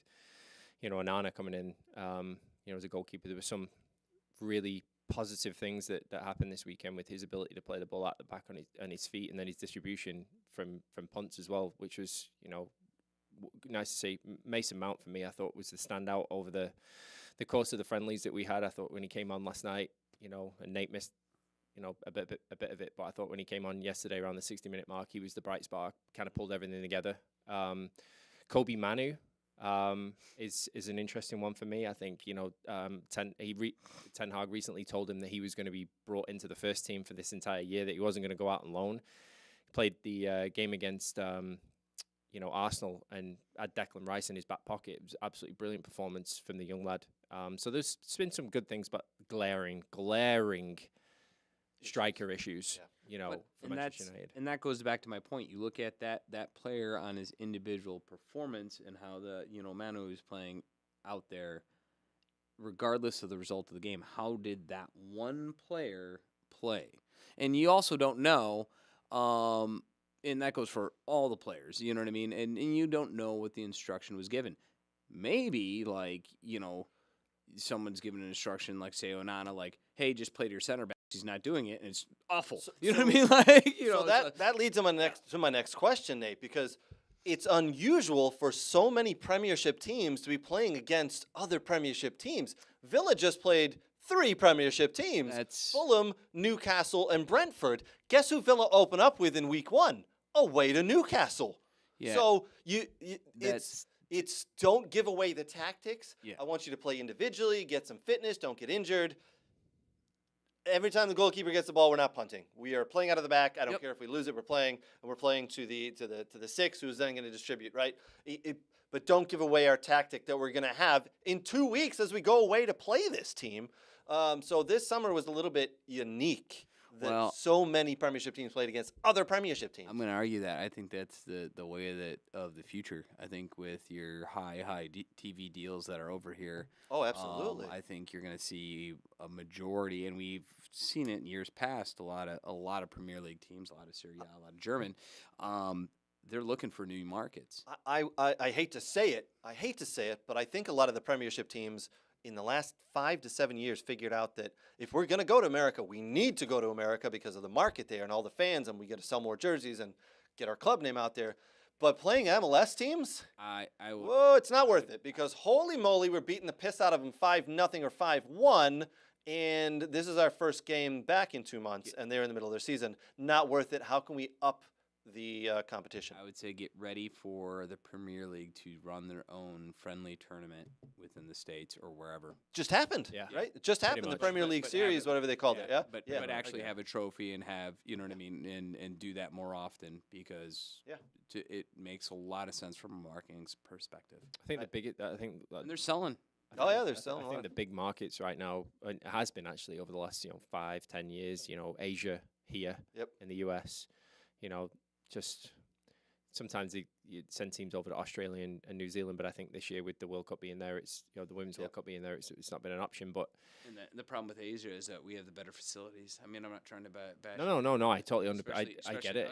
I 100% agree with that. And I think it'd be brilliant actually to maybe the Premier League to split the league up into 10 teams and say, look, U10 teams are going to the East Coast, U10 teams are going to the West Coast. Have at it. You're going to play 5-6 games against each other over the course of the summer and let people come and watch you play. The only issue that you're going to run into is now this Leagues Cups that's going on at roughly the same time. That is 100% from a guy who was there. I can tell you they are gearing that to trying to draw the Mexican fan, the Mexico fan, the average Mexico fan into MLS. Into MLS. Yeah. It's 100% geared towards that. Okay. 100%. You're not wrong there. Something we'll talk about next week, along with something we didn't get to today, the Juventus being banned from the Europa Conference League and being fined. We'll get to that next week. Boys and girls, thank you so much for joining us. Appreciate it. Thank you to our partners at Soccer World. Thank you to Next Level Training. Thank you to Dog and Pony Show Brewing. And thank you to the Michigan Jags. We very much appreciate the love and support you guys provide us, and it helps us give the show out and show the world what we do and what we talk about. Boys at the kids' table, again, we'll have to rename that. Thanks again. I got a name. Appreciate it. Dead Sexy Table's not happening. God damn it. Sorry. All right, I'm out of a name. All right. So, boys, thank you. Appreciate it. Brooks, you were missed. We'll see you next week. Cheers, boys. Roast.